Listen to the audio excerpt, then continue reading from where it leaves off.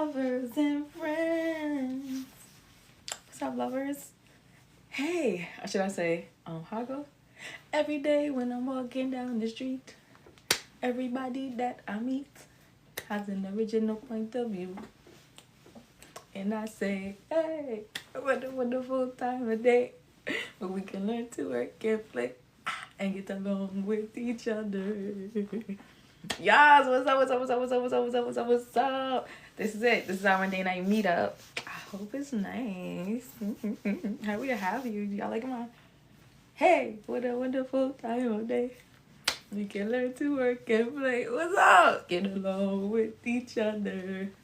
You got to listen to your heart, listen to the beat, listen to the rhythm of the beat. Open up your eyes, open up your ears, get together and make things better while working together. It's a simple message. You know, oh, believe in yourself. That's the place to start. And I say, hey, what a wonderful time of day where we can learn to work and play and get along with each other. Yo, Rylan said I'm excited to do my first cosplay. Please tell me. I'll need every detail. Feel free to send a request to come upstairs. You do not need to stay down in the basement. This is a live where we encourage you to come up. And you don't need 1,000 followers to get up, to come up. So you can speak on this panel. So I want to hear about your cosplay. Please send a request. What's up, Will? Ill Will. Yo, thank you for liking the live. When I tell you, I don't. What's up, Will? Ill Will. Yo, thank you for liking the live. When I tell you, I don't have time for this, and I still made time. Cause I was like, what can I do? I wanted to do a cosplay, but I didn't know what to do. I was like, what can I do? And I remember I had this cute little sweater. I was like, I can do a little Arthur. Where's my ears at? Okay. It's called Demon Gentleman of Salem. Can you come upstairs? You know, I can't hear you in the basement, baby. Come upstairs.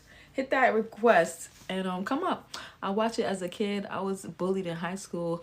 Oh, being told I resemble Arthur. That's messed up. First of all, Arthur is very cute. So do John Legend. Who cares?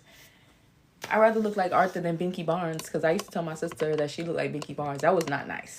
Because she had like a lot of missing teeth. And she had the big cheeks. But siblings, you know. I'm sorry. I love her. That's my baby. Anyway, but yeah, don't let anybody that ever bullied you. They probably needed a hug. Yeah, I did. I said it, Dominique. I told her. I used to call her Binky Barnes all the time, but they used to call me Francine. Bro, they said I was Francine. The moment you let me get my headphones, okay, get your headphones. They told me I was Francine. I did not like that. With her big monkey mouth. Rude. There was an episode about being meek. I can't remember it because I was like, what the hell does meek mean? Like I had to look it up. And I remember from the Bible, like, oh, the meek shall inherit the earth. I'm like, I probably should know what this means. You know what I mean? But apparently Francine wasn't very meek. What's up? You gotta say, hey, Arthur. You don't say what's up. That's not how you greet Arthur. Have you seen the show? Have you seen the show? And can you come upstairs? I need y'all to come upstairs. Y'all can't be in the basement shouting at me. Come upstairs. Hit the request. Join the panel. Let's talk. I don't want to talk by myself. I do that all the time when I'm on live. Come upstairs. Come on. Send me a request. I don't see no request. So thank you for liking the live. This is what you call a casual cosplay. Literally, I took all these things out of my closet, out of my drawer. I had this sweater. It's nice. It still got the tag on it. I'm not even gonna hold you. Look. Yeah. The Nana Public. Maybe somebody stole it. I don't know. It was a gift. But let me see. Rayan's coming up. Thank you, Rayan. He's coming upstairs. He's not gonna be in the basement. Ooh, I don't like this visual. Let me fix that. Hold on. Wait a minute. Hold up. Wait a minute. All I heard is that you said you're doing your first cosplay. And I'm excited for you. Okay? I love cosplay. Like I said, it just came to me because I live very close to Salem. And All right. You mean like Sabrina the Teenage Witch? Like that Salem? pretty much. All right, I'm trying to figure out how Okay. to actually turn on. Trying to fix the So audio on what took mine. you so long to do a cosplay? You wait your whole life? And did you dress up for Halloween as a kid at least? I mean, I'm always a kid at heart, so it's just I don't know. It just inspiration just hit me finally. All right. So did you buy it yet, or is it something that's in the works? What's up? Believe it or not, everything's on the TikTok shop. It's all on the list. Okay. What kind of things? What kind of pieces did you need to put together? I'm all in your business. One of the masks actually has how do I explain it? So basically, the whole entire headpiece it has a top hat, and when you take its hat off, you see like a little brain type of thing. So like basically tipping like your hat, it like freaks people out. Hmm. I am very easily freaked out, so I'm excited to see that. Make sure you tag me when you do your cosplay. Is there a special event or occasion you're gonna wear it to? Is for Halloween? Like, what you doing with it? On Salem, yeah, on Salem, yeah, there's always um Like spooky stuff happening? pretty much Salem, Massachusetts, because that's where the witch trials and all that, witch burnings, and it gets very festive. Like it gets so festive they'll even close down roads, making it harder for Ubers and buses to go through. It's nuts. Wow. They don't play about that's like a Halloween town for real, for real. What about you, Will? What's up? Hey, I Oh gotta say hey because I'm snap! Arthur. Hey, I'm sorry. I'm sorry Yeah, if I say was. hey Arthur. Hey, Arthur, how you doing? I'm I'm cool. sorry. Hey, bro. I didn't mean to cut you out. I was talking to the little kitten that my nephew had left at my house, making noise.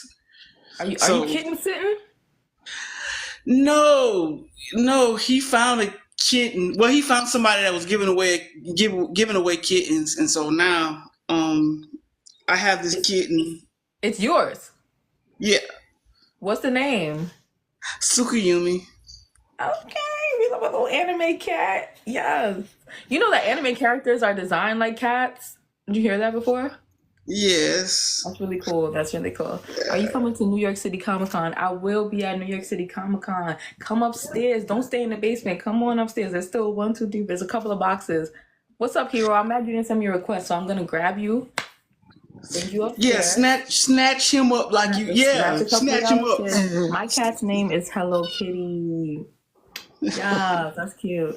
I had a cat in my head. His name was Ninja, but he wasn't really my cat. But I called him Ninja.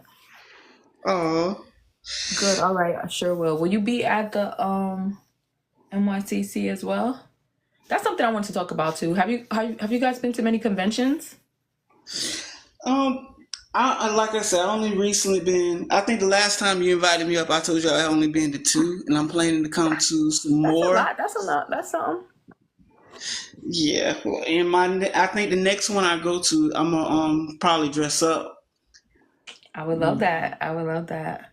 And I'm gonna post it. I already got the outfit picked out, but I want to see if I can spruce it up a little bit because the jacket, even though everything matches, I feel like I do need to add on something else.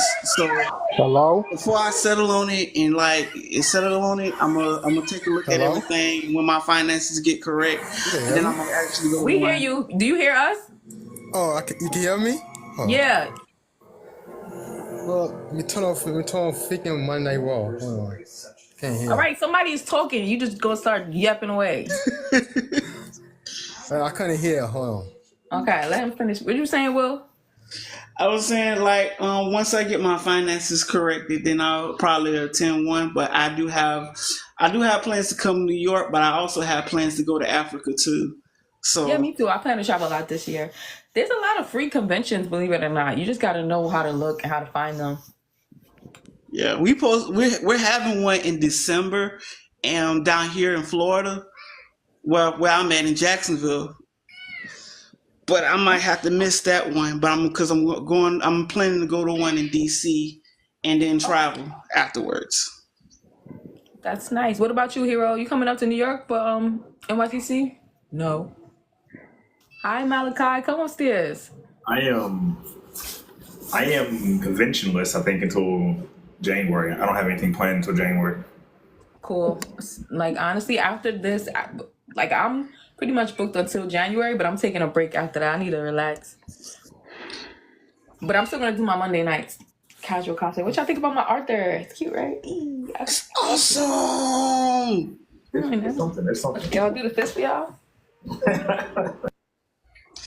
And I say, hey, what a wonderful kind of day to learn to run and play and get along with each other. What kind of shows did y'all watch coming up as kids? Oh, Kevin, you're back.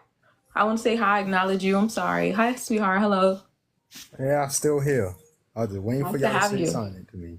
Have you ever been to a convention? I always do. I just never Which I one? never seen you. The last time I saw you was last year. Which one? The one when I was with WWX, with the wrestling crew. I was at the The Fanatics Bronx, the Bronx Expo. Let me go back. Remember the Bronx Expo Comic Con that was in the Bronx? Oh yes, I remember. I do Yeah, you remember. with my brother Trent. You took a picture with I him. do. Yeah, I do remember. That was the last time I saw you. And every time I am there, I never see you because I never stay long. I always leave. Hero, Remember- hold remember- on. Hero's coming for me in the comments. Gonna sit on my couch and come for me in the comments, sir. First of all, I met you at a convention. I don't need to ask you that. You want everybody else to know? This ain't your first rodeo. You was here last week. I'm just trying to be treated fairly, you know. As a black man, I was gonna get to you, as a okay? black man in the U.S. I see Kevin was here first, okay? Yeah, Yeah, I only Yeah. saw you once though. as you were saying, Kevin. Like I was saying, I only saw you once. And the last one you went to this year, I left early. You was there, but I wasn't there that day. I left early. I came to the other one the next day because you went to the Brooklyn one, but I wasn't at that one because I left early. Okay, cool. Yeah, and every time you there, I never like stay there long. I don't like that. To be honest, you might never see me, and you'll see pictures of me like, oh, you was there, because I leave. I know how to leave. I'm really good at that. Because I take my pictures, I shake my hands, and then I'll be like, I just go. bye. I'll be out. Yeah. I'll go around a couple of times. I don't know how many times I need to circle the block. You know what I mean? Yeah, because Buy what I need to buy. you're like me. You leave early, just like me, because I always go in and go out. That's what I do. Hero, If thank I you do- for coming up. If I I got a do quick see you, question. Sure. if I do see you, I gotta get a picture with you. 'Cause I think I ain't got a course. updated picture with you. I only would got love one. that. Yeah, we gotta get a picture. Well, I did got you a have a quick question? Yeah. Have anybody ever traveled like outside, like to the other side of the country, to other cosplay events to see if something a little bit different? No, I never. I haven't. I've been invited. I even just recently got invited to a UK con. I was like, I don't know, girl. I've been invited to all type of cons all over the world, but I have never experienced outside of the US a con. I guess the closest one that I wanted to go to was the Puerto Rico Comic Con because I love Puerto Rico. My grandfather's Puerto Rican, but I just never made it. They had What a about San anyone Diego. else? They had a San Diego one in August, but I didn't win. I got invited to it, but I didn't win. Right. I went to one in Las Vegas. It was my first time traveling across country, so I went to the one in Las Vegas. I think that was back in March. Oh, in the States? Yeah, I've been all over the States for con, but never country.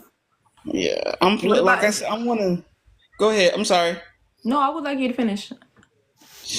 Just now, I was planning to see if there was one like, do they do anything like that and like in Africa or something, or are they into anime? If not, I still would like to go to Africa. Either way, regardless, kind of just because I'm curious. I'm just curious. Okay, I think that would be cool. Yeah. So I see it. We got the Hellcat up here. Hello Kitty. And then Hero, I wanted to ask you because I asked everyone else, and I do want to be fair. It's only right. Have you ever been to any conventions, or what conventions do you like best of all? I have. I do about four or five ones in the Mid Atlantic a year. MagFest, WordCon, sometimes CapsCon, Awesome Con, and Otakon, and except for this year, I skipped Otakon and Comic Con in Baltimore, but typically those are like my main ones. How long have you been attending those? Oh wow, since I was in my late teens. I'm in my early 30s now. So MagFest, I think MagFest, I'm on like year 10. Otakon, I've attended Otakon since I was in my late teens. I've never been. I really want to go to Otakon. Like that's on my bucket list. I hear great things about it. It's a fantastic anime convention. It is a bit it usually happens right after BlurredCon, but BlurredCon moved next year. But usually it's like I do BlurredCon, then Otakon like back to back. Yeah, because I saw them at BlurredCon. They were giving out mad free stuff. Yeah, it is a bit of a culture shock going from like the vibes of BlurredCon to a non-black focused giant anime convention. But it's great. It's you get different things from it, in my opinion. Let's see how. Since I did do Arthur, and that's like one of my childhood shows I grew up with. I wanted to ask you all, even those who are in the comments, feel free to chime in. You know what's so funny? Hold on, pause. Sorry, I started to cut you off. You know what's so No, funny? you're not sorry because you just did. I'm gonna finish my statement. No, that's my name. My So last I was name gonna is ask y'all what That's were all some my- of the favorite shows you had growing up. But before you answer, let's let Kevin finish. See how you No, I saw you cutting you off. Yeah, I know you wanted to get back to what you were saying, but you said Arthur. That's my last name. Is that? Yeah, Kayvon Arthurton, but it's like Arthur, but it's straight Arthurton. You know the That's show? nice. You know the show Now I'm Arthur? gonna Google you. You Find know out the show your Arthur? financial status. I'm kidding. Okay, so So, yes. Anybody want to tell me what y'all were your favorite shows growing up? Mine would probably have to be Fist of the North Star. It was a brutal anime. Fist of the North Star? hmm I never heard of that. Basically, how it is like a guy named Kentro. If he punches you anywhere, like your chest will blow up or your head will inflate like a balloon, then and explode. Damn, I was watching like Looney Tunes. You was watching. I mean, heck. Okay. Probably when I was like 6 or 7, I was playing Mortal Kombat already. Like Fair. back then, parents didn't give a shit.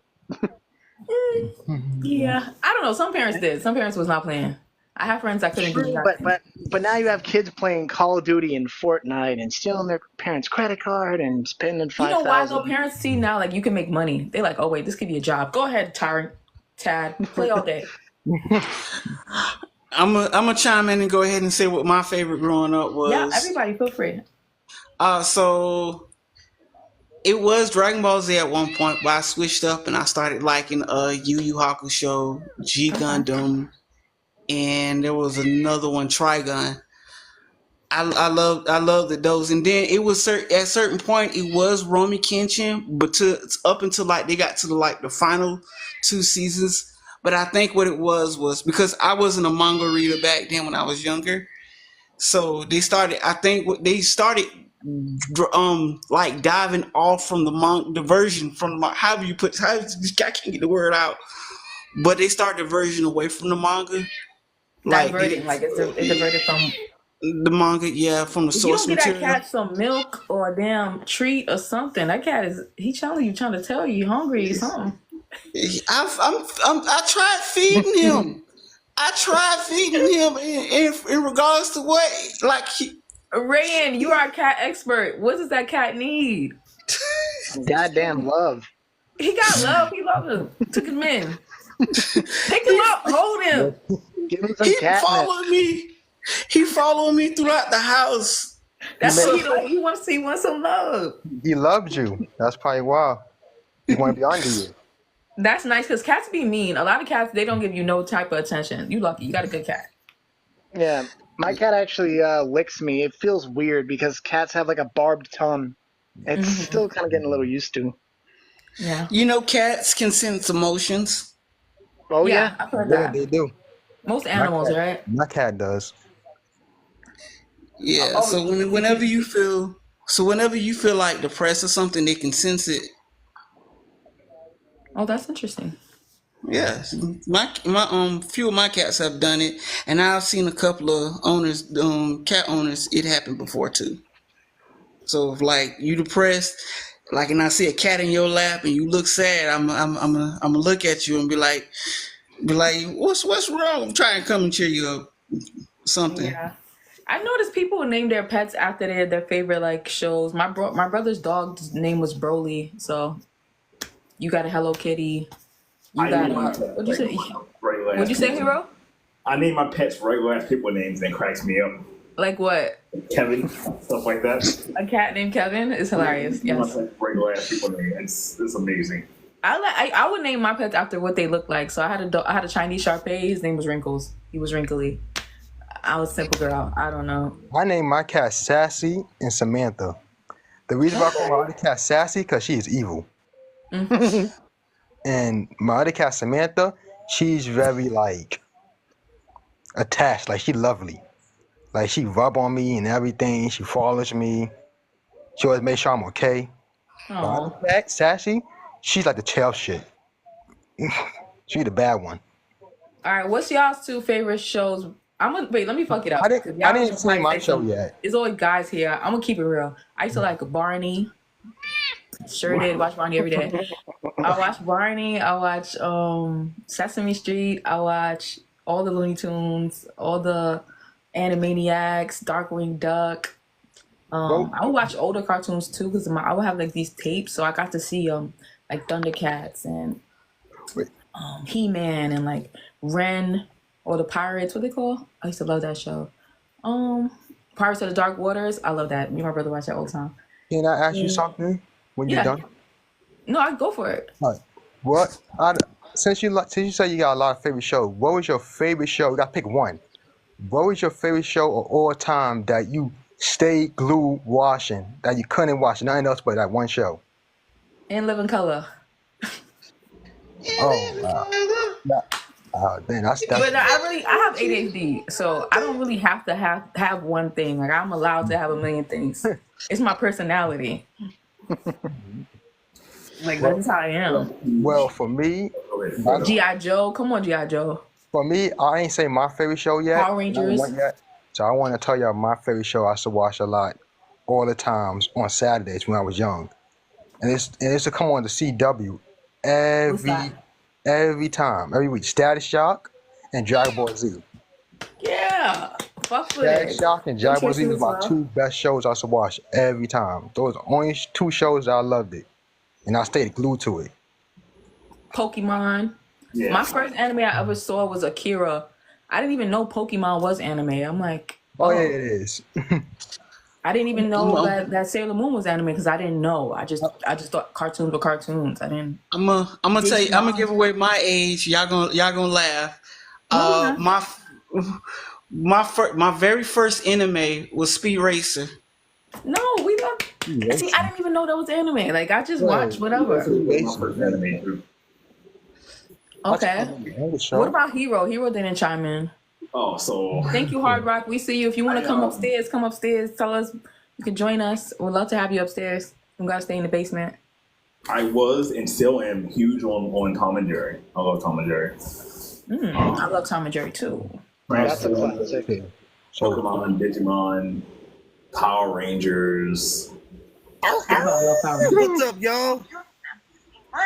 Come on. Hey, Leia. All right, Darius, you better mute because you know you always got something in the background. Yeah, don't worry. I'm away from the TV. Okay, and then Hero was talking. You can come. We'll get to you right away. Okay. Leia. Yeah. Shut up, Dad.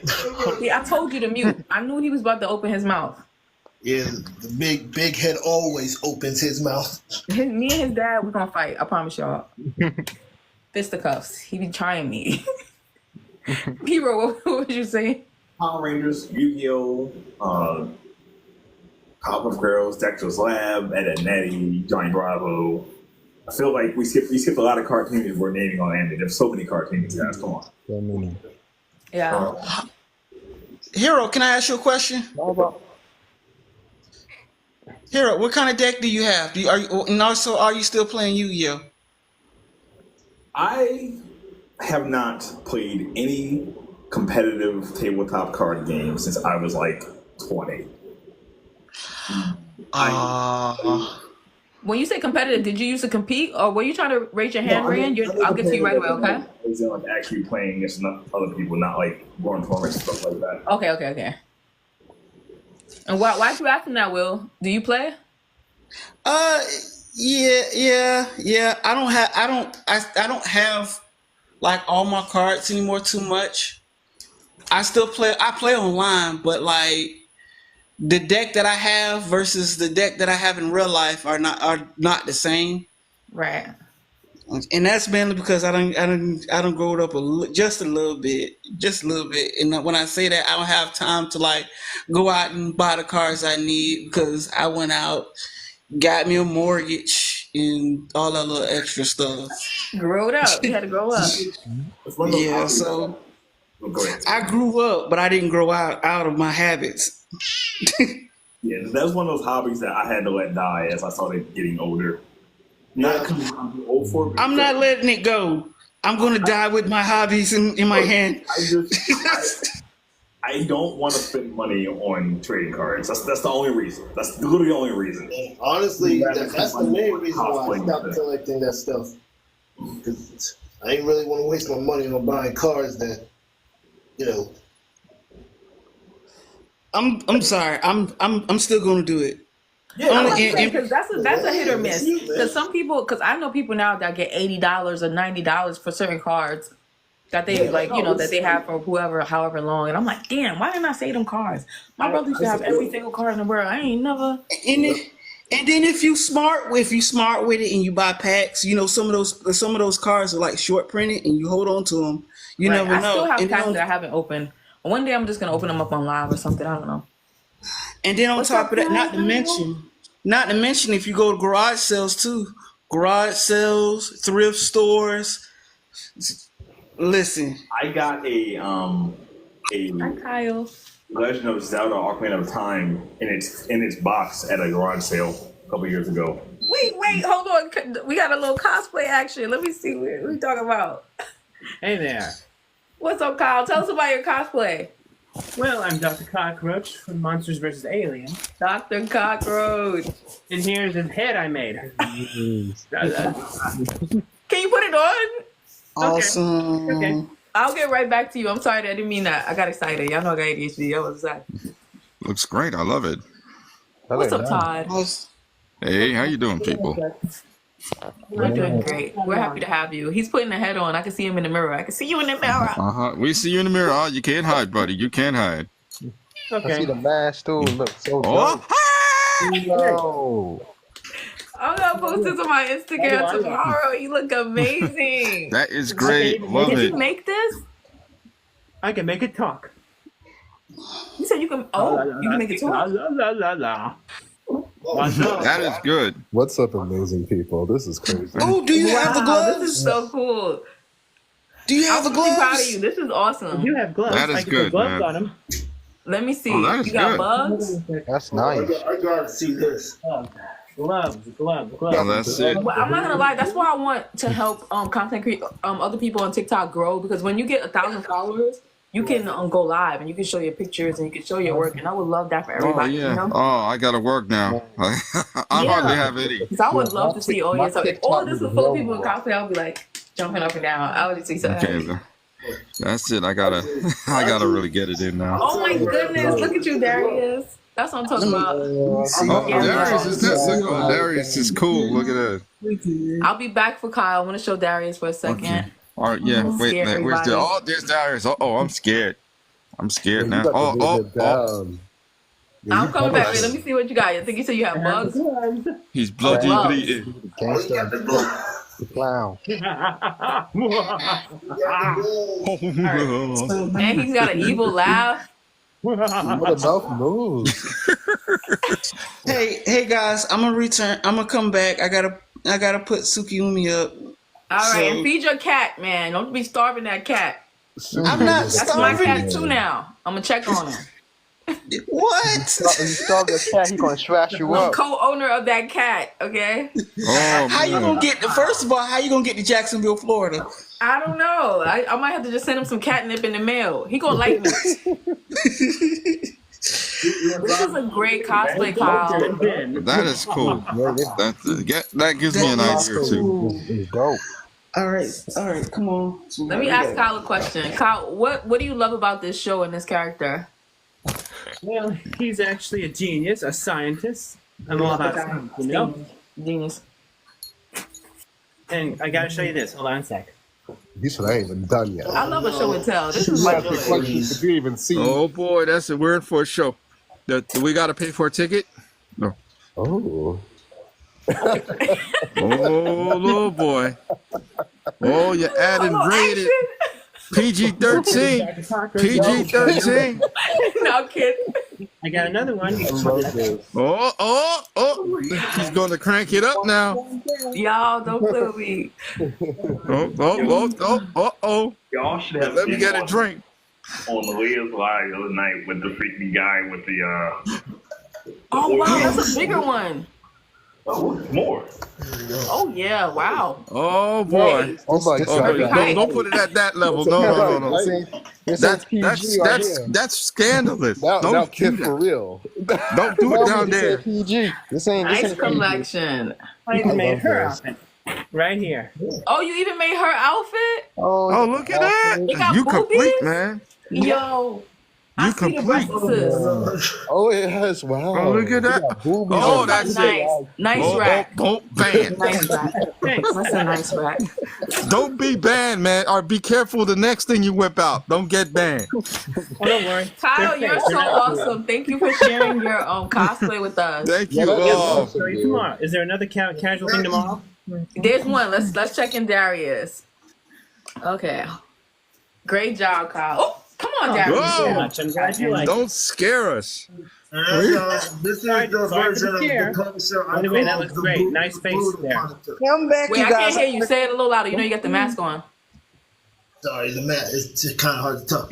So this is actually a version of the Punisher I created. I call it the Brutal Punisher, where he doesn't show any. He doesn't care if you're innocent or guilty. He is going to come after you and show no fear, no weakness. Oh, No man. mercy. Because of personal beef. All because of personal stuff. I see. Okay. I like that. I love that you make your own spin on characters. I enjoy to do that myself as well. And Well, you that's are a little cool. creepy as with it. Sorry. And actually, if you check my I love Instagram, it. you'll see that I actually used this on one of my promo wrestling. Do you have a reason for that particular blade? Like, what is the blade symbolize? The Blade story. He said, is there a reason why you have that particular style blade? You know, I think he used guns in the show. You know, things like that. I wonder if that's part of if you have like lore. The main reason why I pretty much put this together is to try and make him look more fierce and more dangerous. Okay. Yeah, I'm not gonna lie. I think knives are scarier than pew pews. Yeah. I do, because like if you could just somebody, it feels more I don't want violent. nothing with you. You know, I'm not in that camp You at all. gotta be intimidating That's to your scary, opponents. Show them that you're here for On a business. movie? Can I ask you a question? This is a legit question. What is it about gore and like horror that attracts you to that type of fandom? What I say? Well, pretty much, I just love seeing people like scared. Like, I mean, ever since I was little, I watched horror movies all And my you don't life. get scared? Not really. Thanks to my father.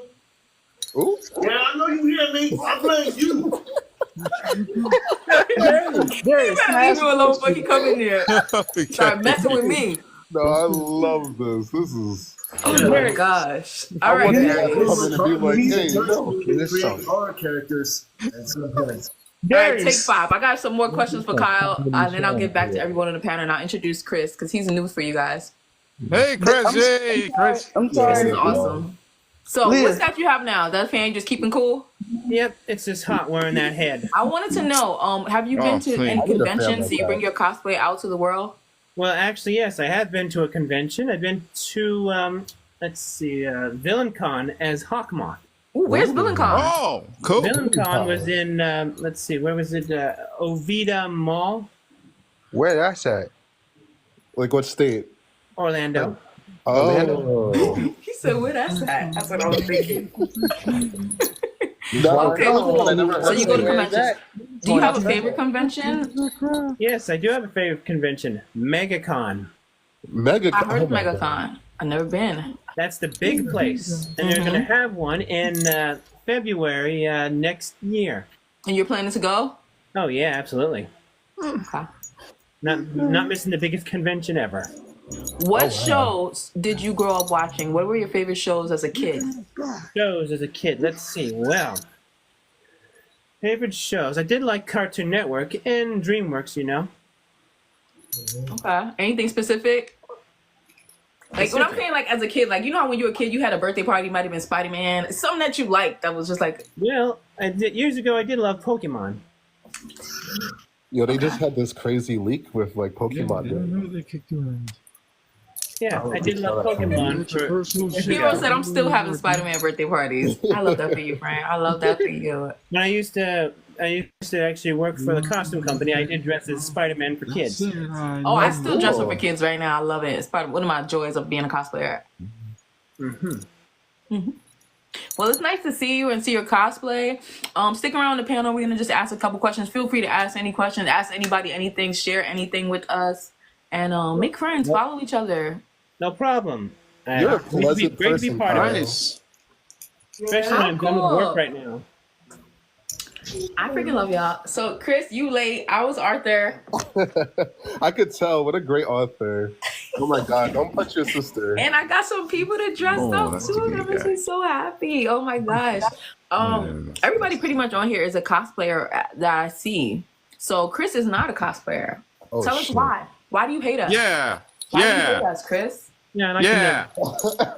Boo. God damn. Boo. I mean, I deserve it. Tomato. No, boo him. Imposter. So, Chris, I brought you here for you to Hey, this is a safe space. You gotta be nice. So tell us, Chris. We want to know. I'm very adjacent. If not, I know you know everything, but you don't participate. What is that about? There's You nothing. think we're weird? Nothing. Tell be truthful. That's wild. I feel like you're putting words in my mouth. I want an outside perspective for honesty. Like, you know what I mean? That's you know I'm great. honest. And me too. Which is why I'm like, why are you doing this? I'm sorry. Okay. I'm sorry. I'm a little don't be extra. sorry. It's nothing personal. This is just me talking. Rebuke whatever I said. Rebuke it. No, we're good. But no, for real, boo tomato. I mean, I would. I just also feel like I need to be on like Kyle's level. Ooh. I heard my level. I heard my name and level 2. Like your level of cosplay and how good it is. I need to be like on that. I'm not trying to be. Found this at Halloween.com. I want to look cool. Chris, man, don't do that to yourself, right? man. Isn't he coming in here shading? It's giving Yo, straight shade. up. First of all, everybody started somewhere. He didn't start out doing all that with those big rack of boobs yesterday. Like, it took time. Yo, Chris, don't do that to yourself, man. Just jump in there. I appreciate that. Yeah, you gotta start somewhere. That's how you get better. And let me tell you something. Chris is an engineer, right? So that didn't happen overnight. I guess, you know what? Well, you make a lot of damn sense. I know. I'm not even arguing with you. This is just, I hear you. But I get it. I have I've encountered people who feel the same way. And for some people, to be honest, it's just not for them, and I think that's okay. And I love that even though that's not necessarily your thing, you embrace us. And and I party with y'all. I mean, I don't know. Be having fun. That's what it is. Not peasants. But for real, like I'm a geek too, so I like. There's levels to this. You know, some people go all in, balls to the wall, and then some people just be chilling. You know, I have friends that they go to cons, they might wear a T-shirt with a name on it, and they just might just come and complain the whole time. Like, I don't know, it depends. I'm not that type of person. Well, good. Fuck that. But that's cool. All right, so okay, some of us cosplay, some of us don't. We got Comic-Con coming up. Have you been to conventions even though have you? Yeah, I've been to Comic-Con many times. I've been to honestly that Anime NYC. What was the Blur? Not Knuckles saying boo. Hey, Knuckles say. That's what it is. What's that Game of Thrones episode? Shame. Shame Bill. So what was your favorite shows growing up as a kid? So, you know what sucks? I didn't have Toonami like I feel like everybody else because I didn't. That's okay. I didn't have Toonami either. Actually, I people have seen a mad lot nostalgia for it. But I liked Yu-Gi-Oh. I liked honestly everything that came on Saturday mornings. Digimon, honestly Mega Man at one point. There's just a lot of little Saturday morning cartoons that were cool. Wait, what'd you say? Some of us said those same things. So we all got a lot in common. We just look different in different ways. Hi, sweetheart. Welcome.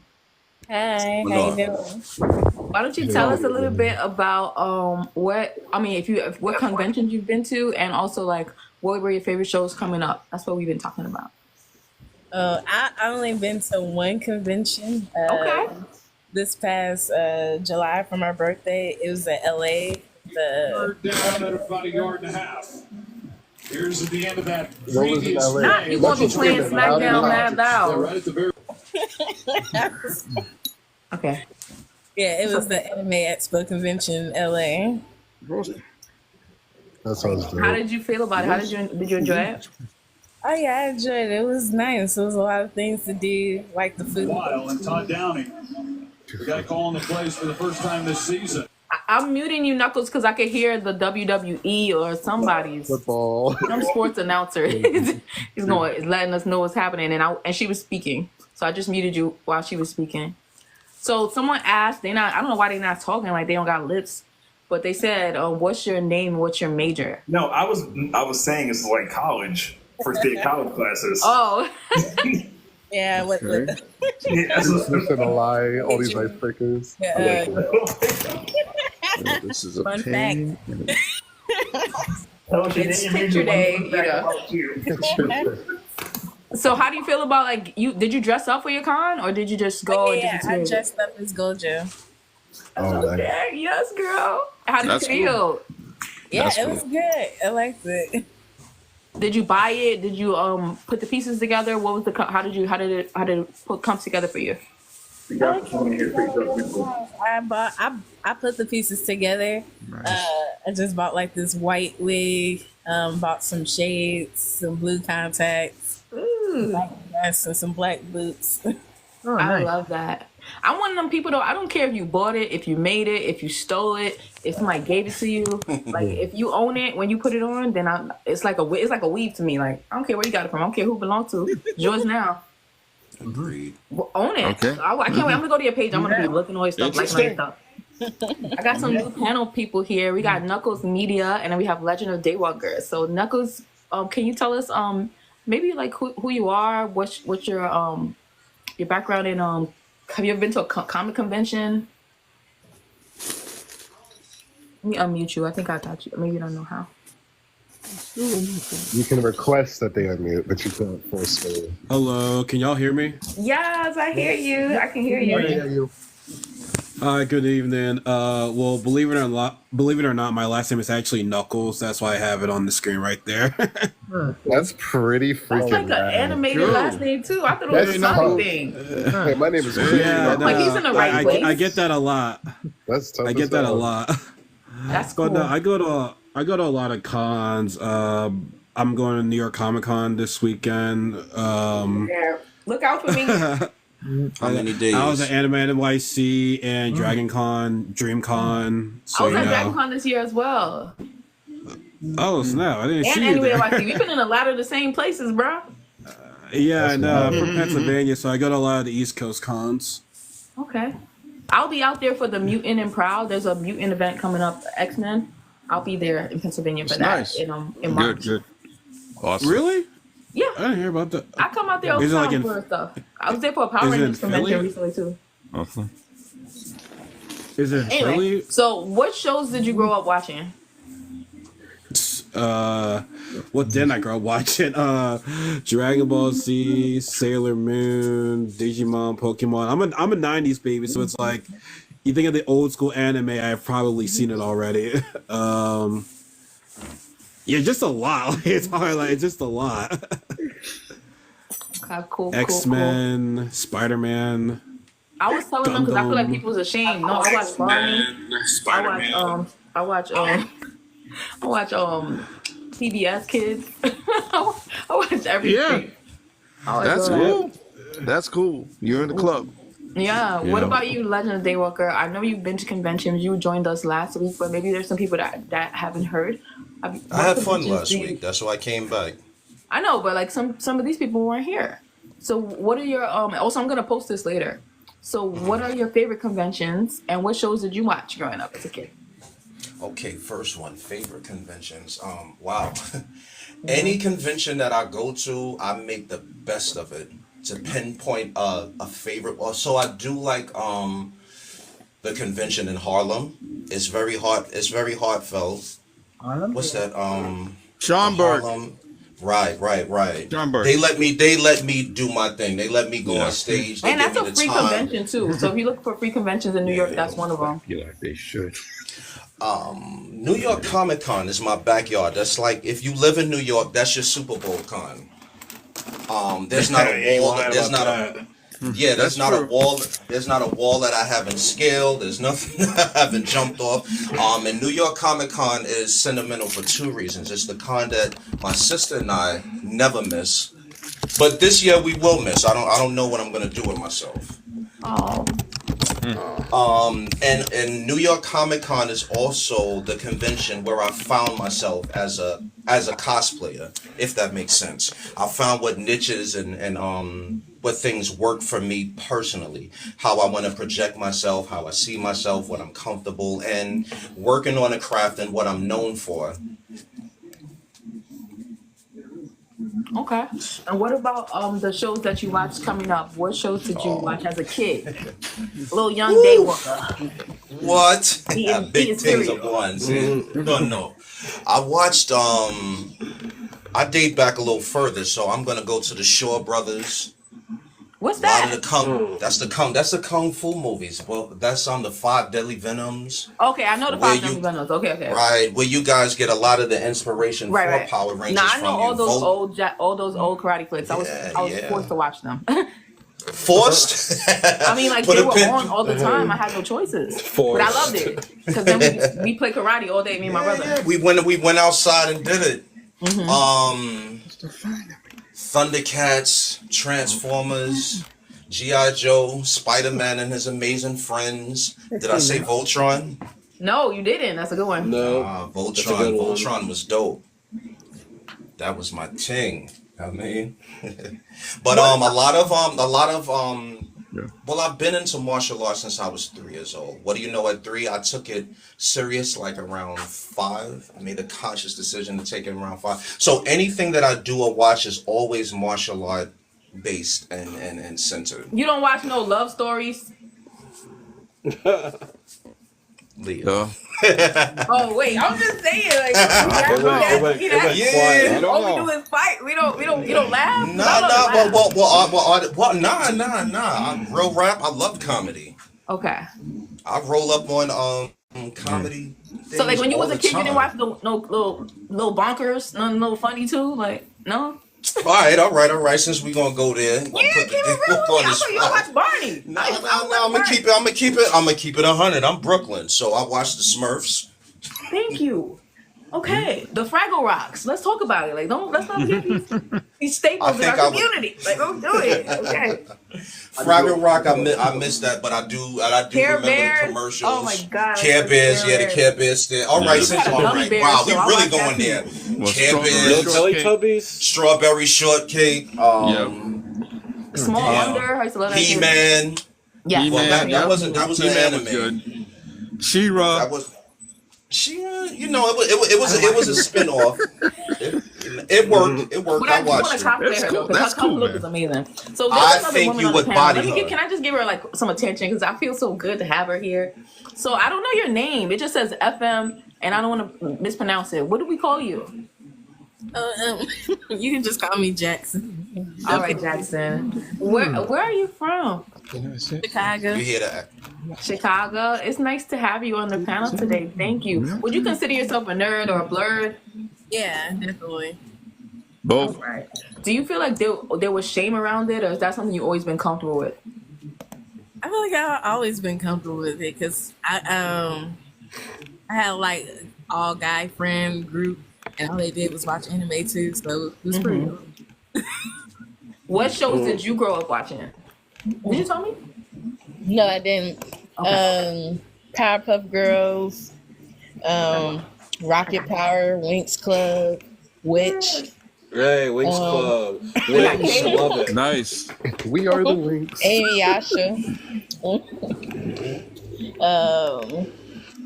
Also like Family Guy, Robot Chicken. All right, I have a theory? This is offbeat. I don't care, but fuck it. I got a theory that any character that has this combo of red, yellow, and blue is goated.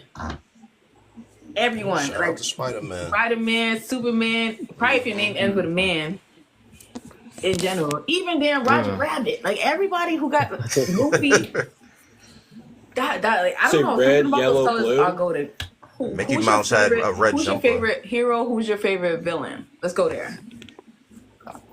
We'll start with Kyle. I'm gonna start with Kyle. Yeah. All right. Okay, shoot. Of all time, or if you got a couple, that's all right. We let that slide. This ain't I love that. I love that question. I ask these all the time. Okay. Hey, Black Daddy, what's up, cool? Yep. Thank you, my love. Welcome. Yo, there's somebody downstairs. They go by the name of Cool Black Daddy. He has a show at like from 12 to 3 every night, and I'm on there often. They do a lot of cool stuff. You should definitely give him a follow. Hey, cool. You want to come up? Cool. He can't come up if you because the boxes are full. I know. I'm saying we could swap. That's what I mean. Oh, you're so kind. There was somebody else that was trying to come up too, but I mean, to each his own. Yeah. Anybody wants to come up? All they gotta do is send me a request. Okay, and I'll let you know. So, yeah. Who's your favorite hero? Who's your favorite villain? We start with Kyle. Favorite hero, favorite villain from what? Anything. I don't know. Anything? Okay, let's see. From like just from who you like. Who's your top? Well, I do love Hades. Lord Yes, of the I'll Dead. be there. I'll be there tonight. Cool. I'll be there right after this. Right after these messages. I would go for my man Hades, Lord of the Dead. Lord of the Dead? Hades. Yep. That's a real. Isn't that like a Greek mythology? Are you talking about from like Disney's Hercules. Oh, that one. That guy. Oh, God. This guy here. This guy here. He's very village. Nice. That's so nice. I wasn't expecting that. What about your favorite hero? Favorite hero? That would be, let's see. Favorite hero. That'd be Hercules. Hey, Oh, so you really like Hercules? 1-0 to Hercules is your favorite hero? Hercules. Oh wow, that's so cute. I want to hug you. That's nice. All right. Remember, if anybody wants to come up, all you gotta do is send me a request. So we're gonna take it around, and we're gonna go. Is this clockwise? We're gonna go clockwise. So it's hero. Who's your favorite hero? Who's your favorite villain? Okay, yeah. I don't know if you got the same order. We going in a clock rotation. So hero's next. Oh, okay. I can't hear you. My favorite hero is Spider-Man. My favorite villain is Doctor Doom. Why you like Spider-Man?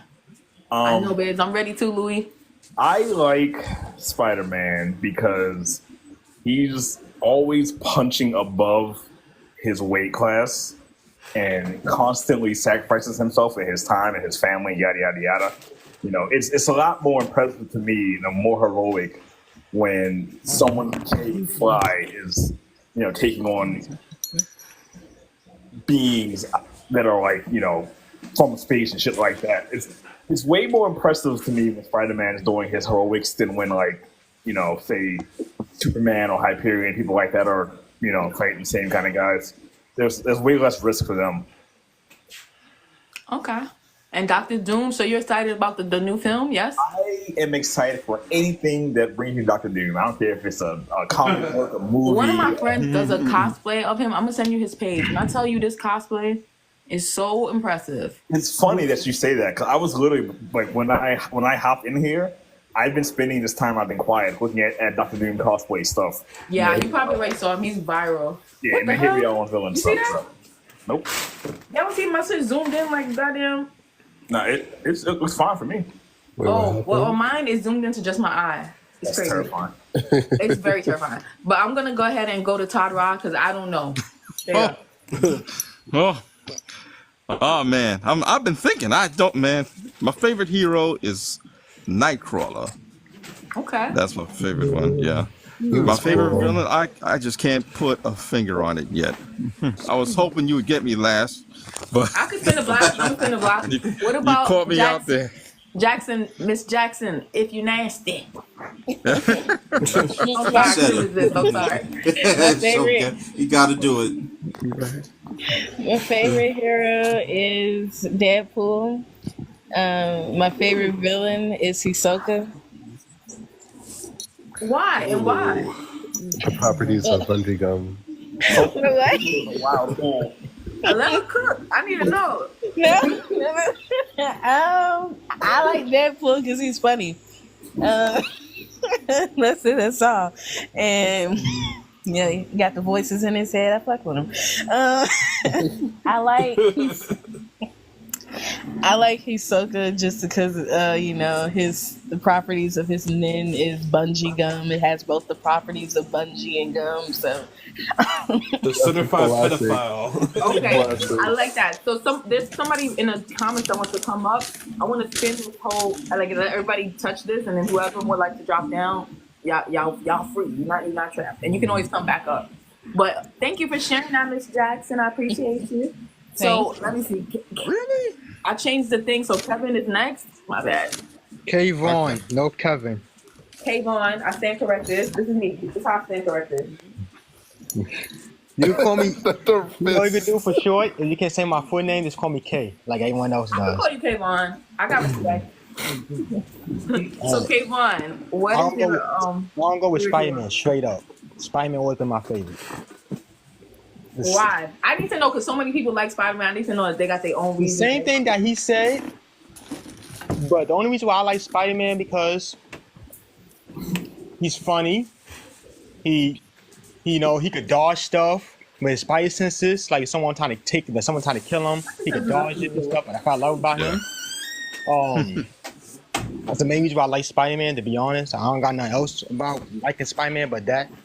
For the villain wise, I have to go with the Green Goblin. Duh. The reason why I have to go with Green Goblin because he's It's crazy. giving Diddy. He's Yeah, insane. y'all throwing me off in the comments. All I see is face oil. He do things. He do things. Sorry. Honestly, he do things cinematic to the point that, like it gets me. I don't know. Every time I watch Green Goblin fighting Spider-Man or fighting like any of his nemesis, I don't know. It feel good to me, Fighting Spider-Man, throwing bombs at him and stuff. I don't know. I like villains, to be honest, more than superheroes. Cool. Green Goblin's the top one. I love villains. I'm not gonna lie. All right, thank you, Kayvon. Thank you for the very descriptive. And I relate to what you're saying. It sounds crazy, but I definitely get it. It's like it just feel good. It feels good. You like the it feels good. When you put in work, it makes you excited. It excites you. Makes you feel like like I love being bad. I like seeing Oh, I want to get personal here. I like this guy here. I don't all know. right, It's so Kayvon. good. I'm gonna remember you said that. I gotta watch you. I hope you do. I hope you do.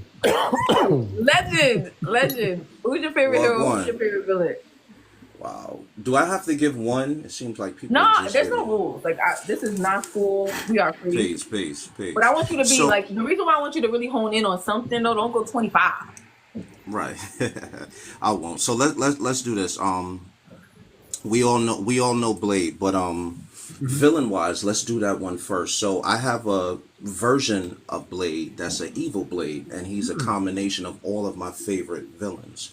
So there's Akuma, there's Splinter. Ooh, Akuma. Leonard? Oh yeah, that's my favorite villain, Akuma. But it's weird because they heartfelt villains.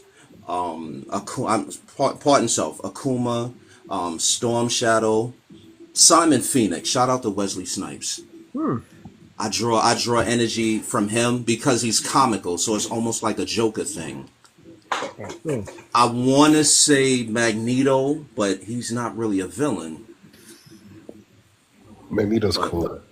Yeah, but I'm definitely He's gonna like in the throw him mix. in He's there. like in the mix. Anti-hero. Yeah, I like it. Yeah, but when it comes to heroes, I'm more of the anti-hero. Again, Blade, the Punishers, the Ghost Riders, the Hellboys, Psylocke, Elektra. So I draw energy from those. Hero wise for me, originally it was Spider-Man. I was drawn to his athleticism. He was very the acrobats got me, and he was witty. You know, it was very hip hop in that wholesome time of superheroes. He would just snap on you and come back. I definitely felt that. So mainly heroes that I pick, I can definitely see myself in. Yeah. That also goes for me cosplay wise. When picking characters, I have to see a piece of self in them. I feel like, you know what? When I ask people that question, 'cause I ask people that question all the time. That'd be like a first date question for me. I feel Facts. I learn a lot about Actual people facts. when I ask them Actual questions. facts. Yeah. You know what I'm saying? Like that's like I could go in with that. Like what I need to know. Okay. But that's like looking in somebody's CD collection. You learn about them. Show me your friends. I'll show you who you are. Don't look at mine. So Knuckles Media, what's up? Same question. Who's your favorite villain? So my favorite hero is Goku from Dragon Ball Z because he's the reason why I started watching anime. And plus, you look at that anime, people argue about his character development, which you can't argue about that. But look at the impact he has on a lot of people in that anime. Like everyone's there because of him. So without Goku and Dragon Ball Z, there'd be like no Chi-Chi, no Vegeta, no Piccolo, no Krill, no Yamcha, no anybody else right there. Like he's the glue that puts everybody together in that anime.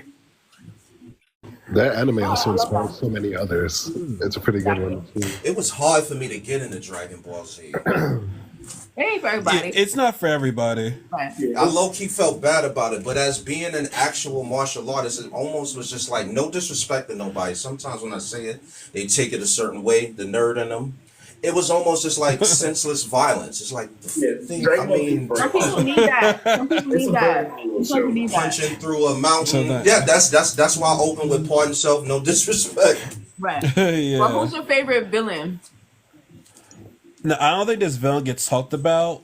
Now, I don't agree with everything that he does, but like Sensui from Yu Yu Hakusho, the reason why I said that is because he's the one villain that made you think that I'm like, oh wow, human beings ain't all that great. Like I'm not gonna go ahead and sit here and say I'm gonna kill the whole entire human race, but like you understand why he did it in some type of way, because it's like, wow, I'm only 13 years old. And this guy got me thinking about stuff right there. Like, wow, humans ain't shit. You know what I'm saying? Like, if you saw what he saw, you might be like, God dang, man, I gotta kill the human race right now. But yeah, that villain doesn't get talked about because, like, think about it, that was a '90s anime that showed you how bad the human race can be.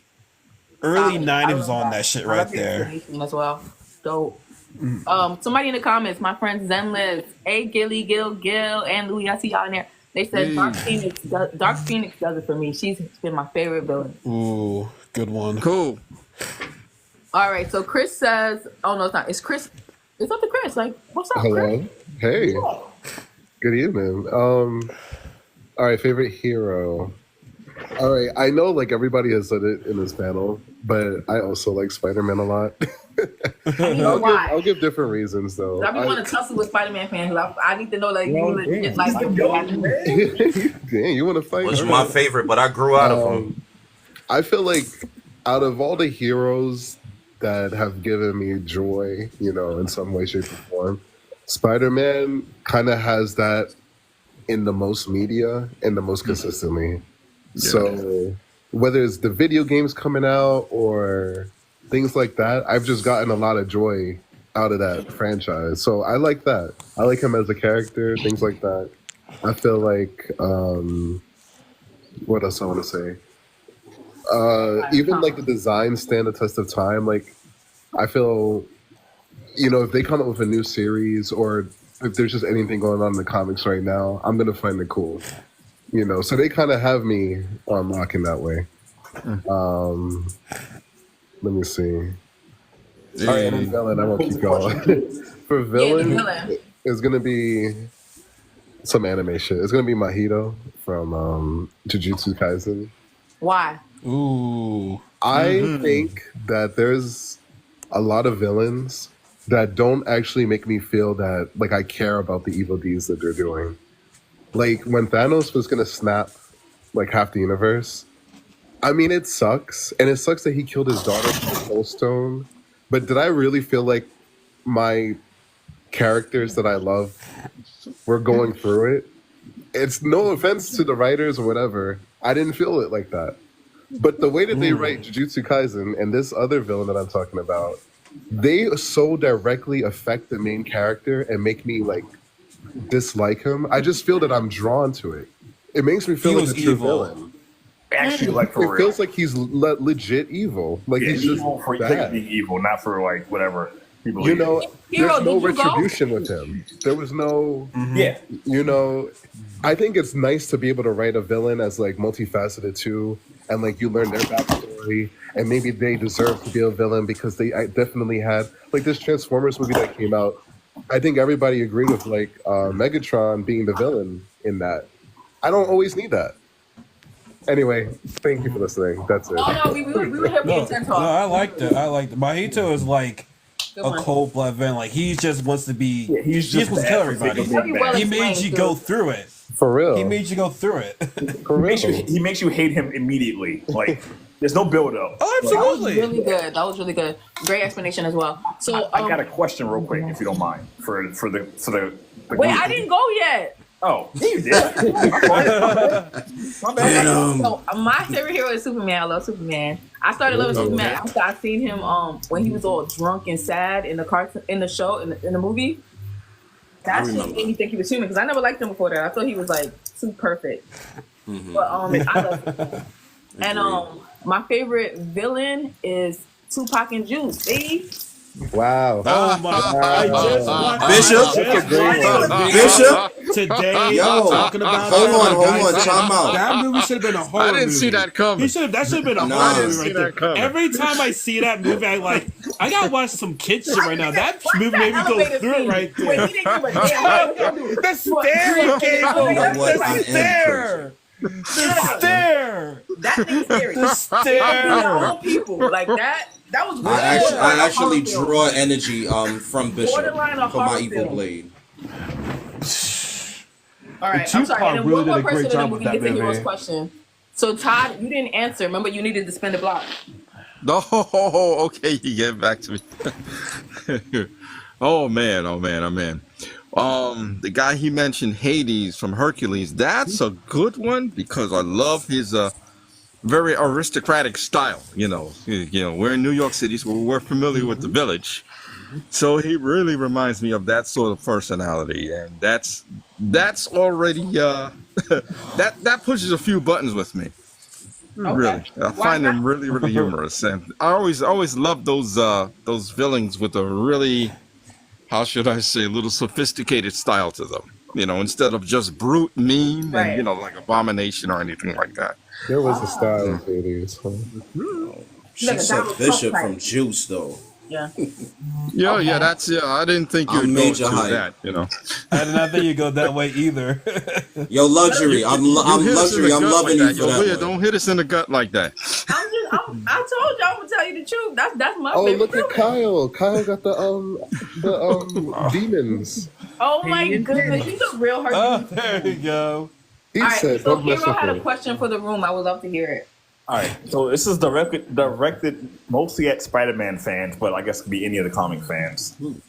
How do you feel without being, I guess, attached to nostalgia / comic purist when your favorite characters, i.e. Spider-Man, take a big change? Like, for example, a couple years ago, Spider-Man had inherited Parker Industries through Dr. Octopus and all that good stuff, and he got a new suit, he had money, he was doing things that are outside of the normal Peter Parker lifestyle stuff. How do y'all feel about when your characters evolve and grow like that?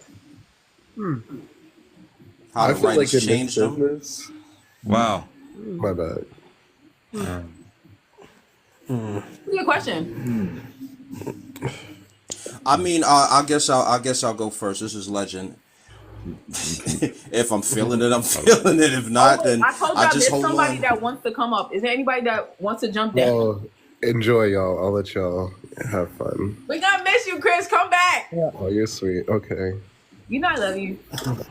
I got something to He say, don't but I have love to us. think. He think we nerds. Just kidding. I have to think before I say something. Okay, that's fair. So I'm gonna add the bodega, space bodega. Space bodega. But you were saying let them go ahead and continue your thought, and then we'll introduce. I can answer. I can answer first if no one has answers yet. Yeah, we want to hear what you think. All right. So for me personally, I loved the Parker Industries arc. We finally got to see Peter for the first time in my actual life for real. Get to do things he wants to do as far as science and his smarts without being bogged down by poverty and real life challenges and things like that. I like seeing my heroes actually grow finally. I can only deal with so much broke Spider-Man, Mary Jane storylines. I love them. I come on. Cool shit, And then his Kyle. daughter. Thanks. So I respect that. I like to see. I told you I got ADHD. I need you to do something. You're not gonna keep hitting me with the same I thought that. Yo, His that's head's on fire. His head is glowing on blue fire. His head's on fire. Oh boy, see? What's up? You gotta I got steal the Space show. Bodega in here. Get ready to rumble. Yeah. Oh, that's the secret. And he's showing Okay. face. He's giving FaceTime. Hold on. We gotta introduce our new guest. What's up, Space Bodega? Hey, Space Bodega. Do you identify as a nerd? Bodega. Oh, I'm. Yo, where I'm you from with a name like I that? wear my nerd and geek flag all day, man. Space Bodega. Where you from, fam? We just want to get to know you. Yeah. Well, I'm ethnically I'm Caribbean Colombian. Yeah, nobody want to know your roots. Borough-wise, my bad. Yeah. Originally from Where you at Queens. now? I grew up between Queens Like my and Jersey City. ancestry.com said I'm 12% Cameroon. Queens and what? Nah, Cambodian, yo. Cambodian. All right, you from Queens. All right, we love it. We're happy to have you. Yeah. Appreciate it. So I don't know. I guess it's my turn to Yeah, well, I don't know, something we were talking about. I think you had an input, and we'd love to hear it. Yeah, I mean, by the time it made the rounds, Spider-Man was said so many times. I kind of feel bad, but Spidey is up there in my top, definitely in my top 3, and for the reasons of mostly like it's the reality base of his story, of his kind of like his hero's arc, which isn't like the picture perfect Superman kind of stories or anything else like that, or like Batman who has like he's a millionaire, or Tony Stark where like Spider-Man got bills to pay, he pay rent, he always he always trying to come up short with the rent. He has to juggle like family life and romantic life. The kid is under so much constant real life pressure that the way they write those stories is like they take into account the actual real life events that you just have to go through on a day-to-day He's in New York. Like, go to school, get good grades, take care of his aunt, keep up a relationship. Shit, us normal people, it's already hard enough sometimes to get, have a healthy relationship. And as a guy killing yourself trying to get the girl, we see you go through that. It's crazy. We all can relate to that. You be trying. Oh boy. Like you feel the pressure he's under all the time. Like the insane pressure he's under. Yeah. So that's my reason for messing with Spider-Man. I want to add.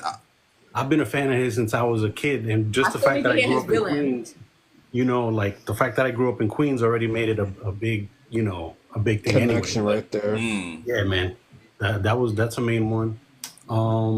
As far as villains, you really ate that with Bishop, because Bishop is always in my top 3 overall villains, because I can categorize them between movies, comics, and sci-fi or whatever. But so Bishop, when you said Bishop, I was like, yo, that's in my top 3 right there.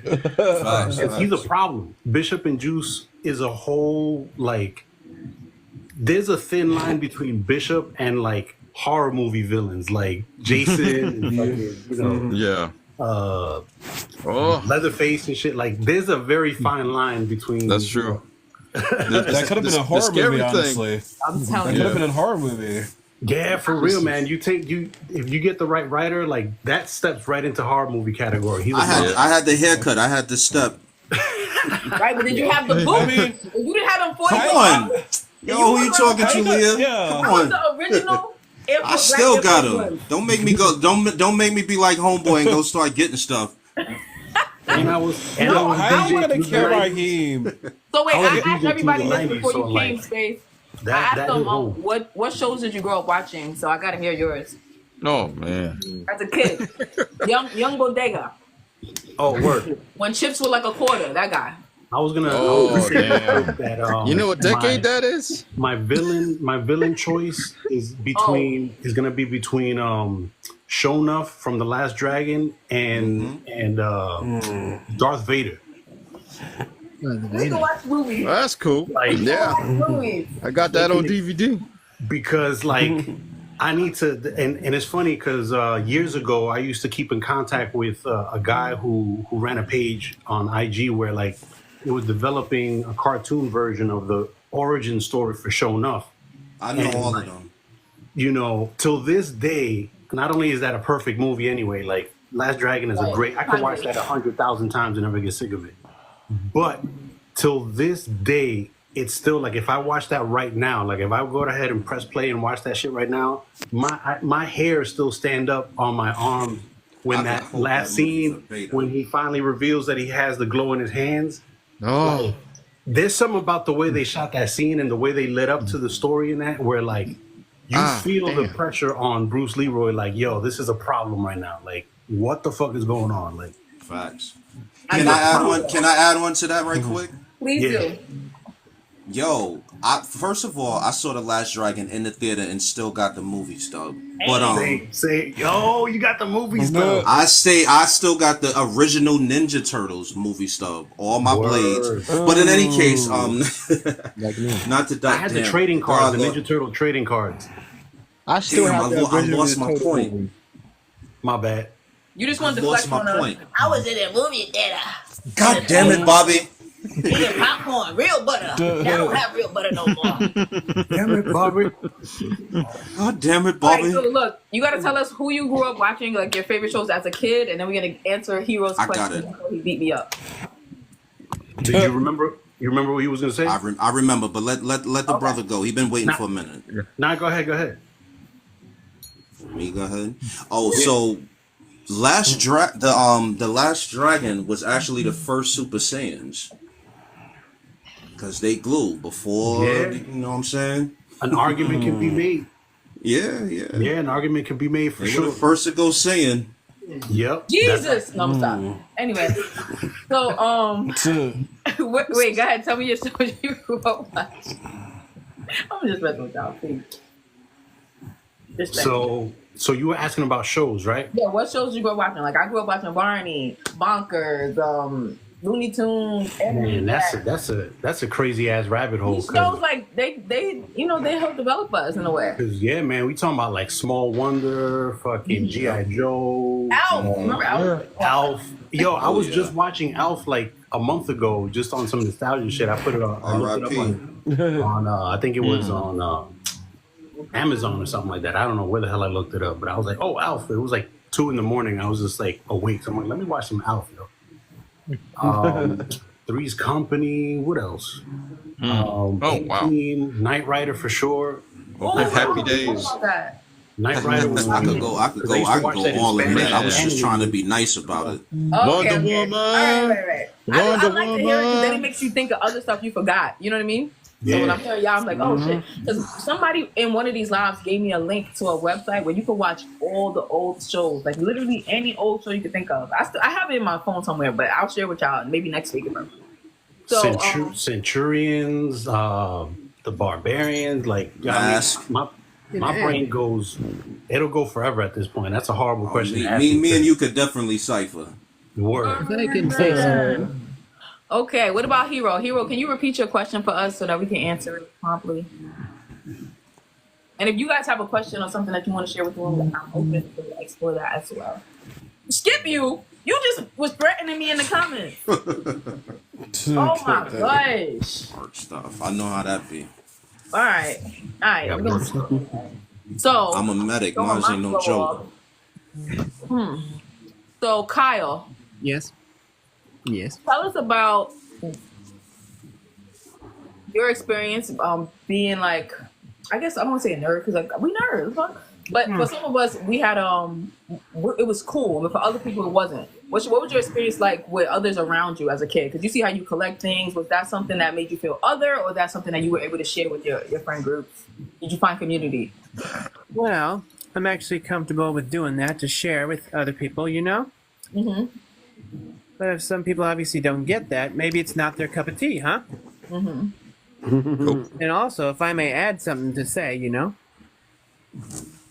those old shows that you brought up that you see, the Who Grew Up, the other shows there, someone sells them at MegaCon. Okay.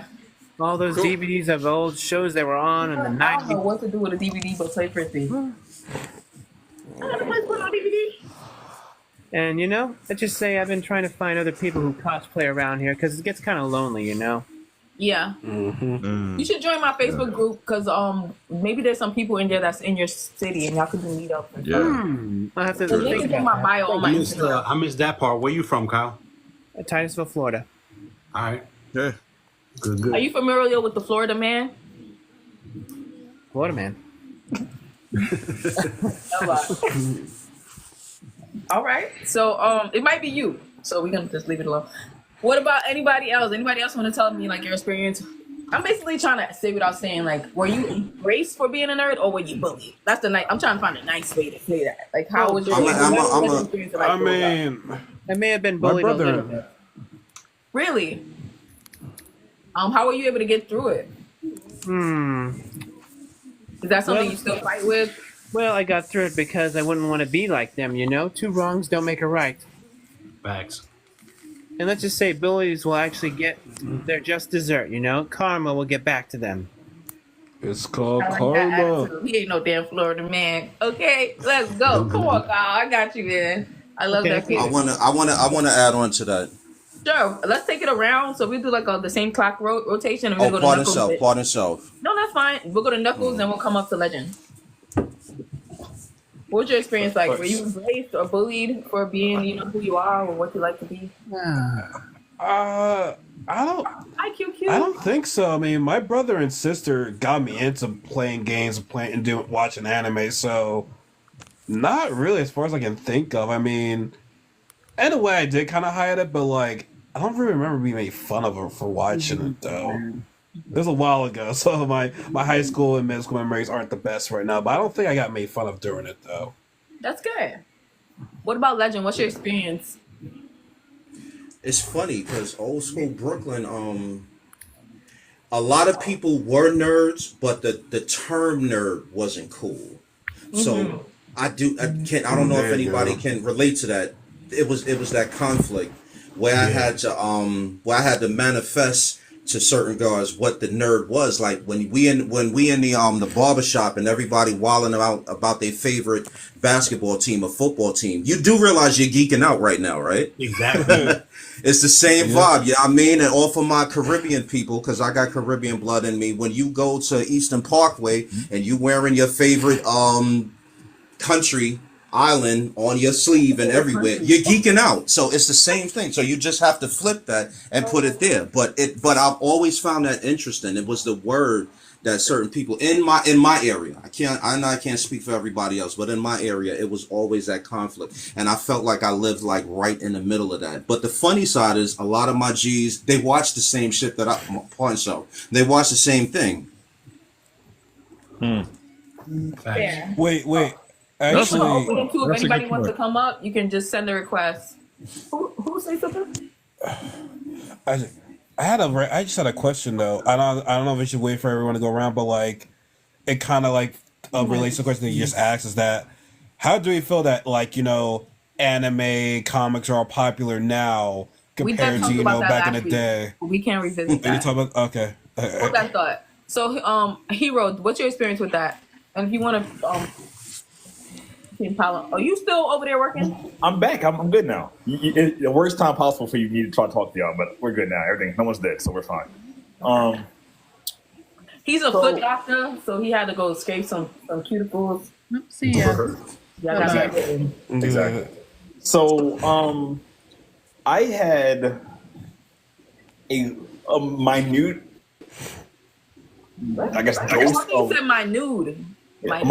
minute dose of attempted bullying for what I liked, but I, whatever, I didn't care. And my household was also pretty nerdy, so I was supportive. My mom loved cartoons, my dad loved video games, my brother loved comic books, so it was in the household. So I was emboldened and comfortable in myself. And then people started kind of latching on to what I like. When I got out in the public, I go to school and people would try to tease, and then they're like, "Wait a minute, this is kind of cool, actually." So that was my experience. And then I started playing sports, and then, pretty much when you're on any kind of school sports team, you're almost immune to bullying. So. What about Miss Jackson? Were you embraced for your otherness, or was it something that you had to hide or felt bullied about? I wouldn't necessarily say embrace. It's just it was me. I wasn't like bullied for it. That was just a normal thing. Okay. Todd. Hey. Thoughts? You back? Probably just came back. I had ran and did the bathroom real quick, so I just got back. Sorry about that. You hear the belt? God damn it, Bobby. That's a secret. We don't see you. We don't need to know. Yeah, I know. Yeah, that's the good thing. Until I get 1,000. What was the dynamics of nerd dating for anybody? Boy, don't be just skipping my question. Mad rude. Oh, pardon self. There's still one more person. And he had a question too. But I love that, and I'm gonna circle back for you. Okay, That's a good. Next. I love that. That's a great question. We're gonna end on that. That's a good lead up for that. So, Tyra, did you have anything? Did you experience bullying, or were you embraced for your otherness, basically? Oh man, I did experience bullying a little bit in my I did. I don't like that. But it was weird with me. They were friends with me, but then when they didn't get what they wanted, then they kind of turned on you a little bit. So it took took me a while to get to heal those scars. Took me a while.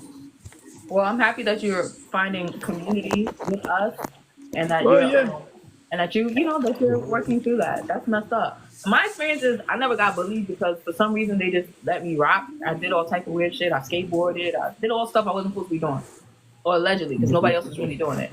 And nobody ever really bothered me. But when I saw other people getting bothered, I felt it. I felt like it bothered me.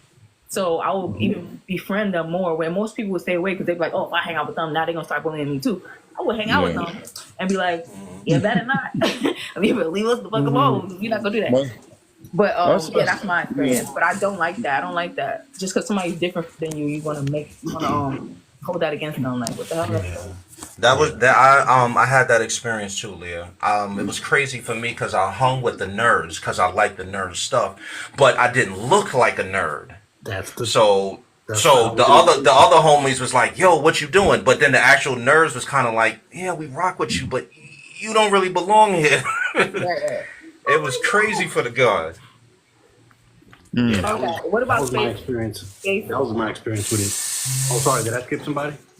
No, I was looking for you. That was exactly my experience as well. So like my experience kind of like doesn't fit into mostly anybody because I was too nerdy for the cool kids. I was too cool for the nerdy kids. I was, athletic. I was, I didn't really do ball sports. I did more like my athletics came more in the way of like fight sports. So I was boxing since I was young. And by the time I got to high school, I got into like martial arts and mixed martial arts. I mixed it all up.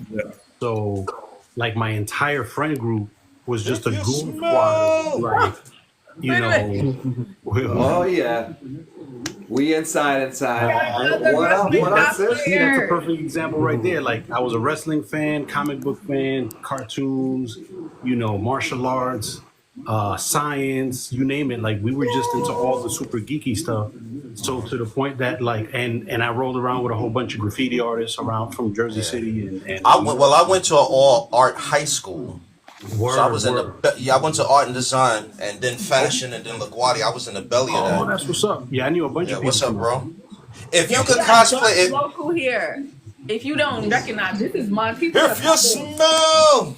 Okay, there we go. Y'all know him for rock. There we go. For doing the rock. But he's doing Montez. You don't see the street. We got the man there. I don't. Rock He can do whoever he want. That's my heartfelt cosplay for him. Yeah, buddy. So yo, you know what's funny is that I've been working. I got his cosplay right here. I've been working on this cosplay for him. For Montez. I'm gonna do Bianca Belair. He's gonna do Montez, and we're gonna premiere going full Belair with the crafts. We're gonna premiere it at Comic-Con this week. I'm really excited. I'm hyped up for this. I am so excited. There you go. Getting that crunch on right now. Oh, it's really. And look, I'm Arthur.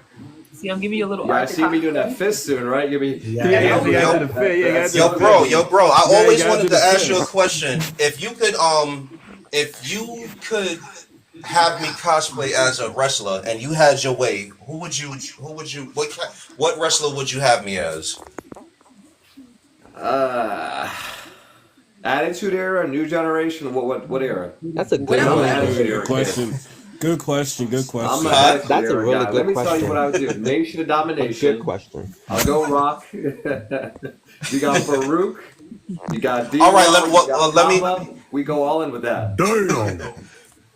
I'm a big guy. That's why I said Mark Henry.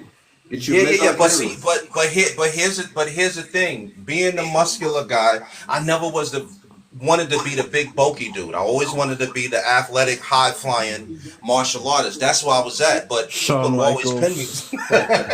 All right, so now you give me some criteria. Let me see what I got. Right. D'Lo Brown got a mean frog splash. Probably the best frog splash ever, I'd say. Him and RVD. Okay. That's a high flyer right there. European champion. I mean, it's Europe. The British Bulldogs. Jimmy Fly Snooker. Y'all type in questions. Let me just ask. Like you come to the panel, we gotta know what's your favorite convention and what shows did you grow up watching? So my favorite now is Fan Expo in Philly. Used to be New York Comic Con. I did 4 or 5 of them, but Fan Expo in Philly. It's a perfect blend of New York Comic Con and a small con. It's right in the middle, where you're not crammed in. There's good cosplays, good vendors, good artists. You got it all. So I think Fan Expo, Philly. All right. And it's huge too. Yeah, anybody else go for it or not? What shows did I was there this past year. Yeah, I highly recommend. If you guys haven't been to the Philly Fan Expo, it's usually around May the 5th. There's Cinco de Mayo this year. Highly recommend that. My birthday. That's why I missed it. But Time to come down.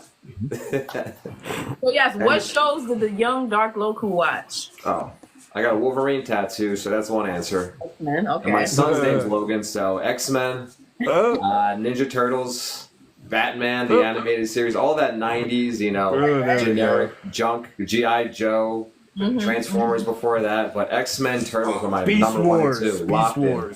Beast Wars too. Oh my God, you're talking every morning before school, firing that thing up. Yep, that early CGI. All right, Knuckles Media had a question. What was your question, Knuckles? No, I think about like how we think about how how do they think about like anime comics being popular now than what it was? But you said y'all did that last week. But there's some new people here. For those of us who didn't chime in, because I am going to post something. Yeah, what were some? Can you recap some of the answers for? Let me know what generation we got in here. The question was, or how I worded it, and you can tell me if it's the same. It was like, so a lot of things have changed. Like now, everything that wasn't that cool is popular and amazing now. It's a new wave of people coming in. How do you feel about that? I'll answer that one first. I like it because it's easy to say, oh no, I don't like it because now y'all want to love it. But like, I like it now because we have cons to go to. And we're meeting more people like us.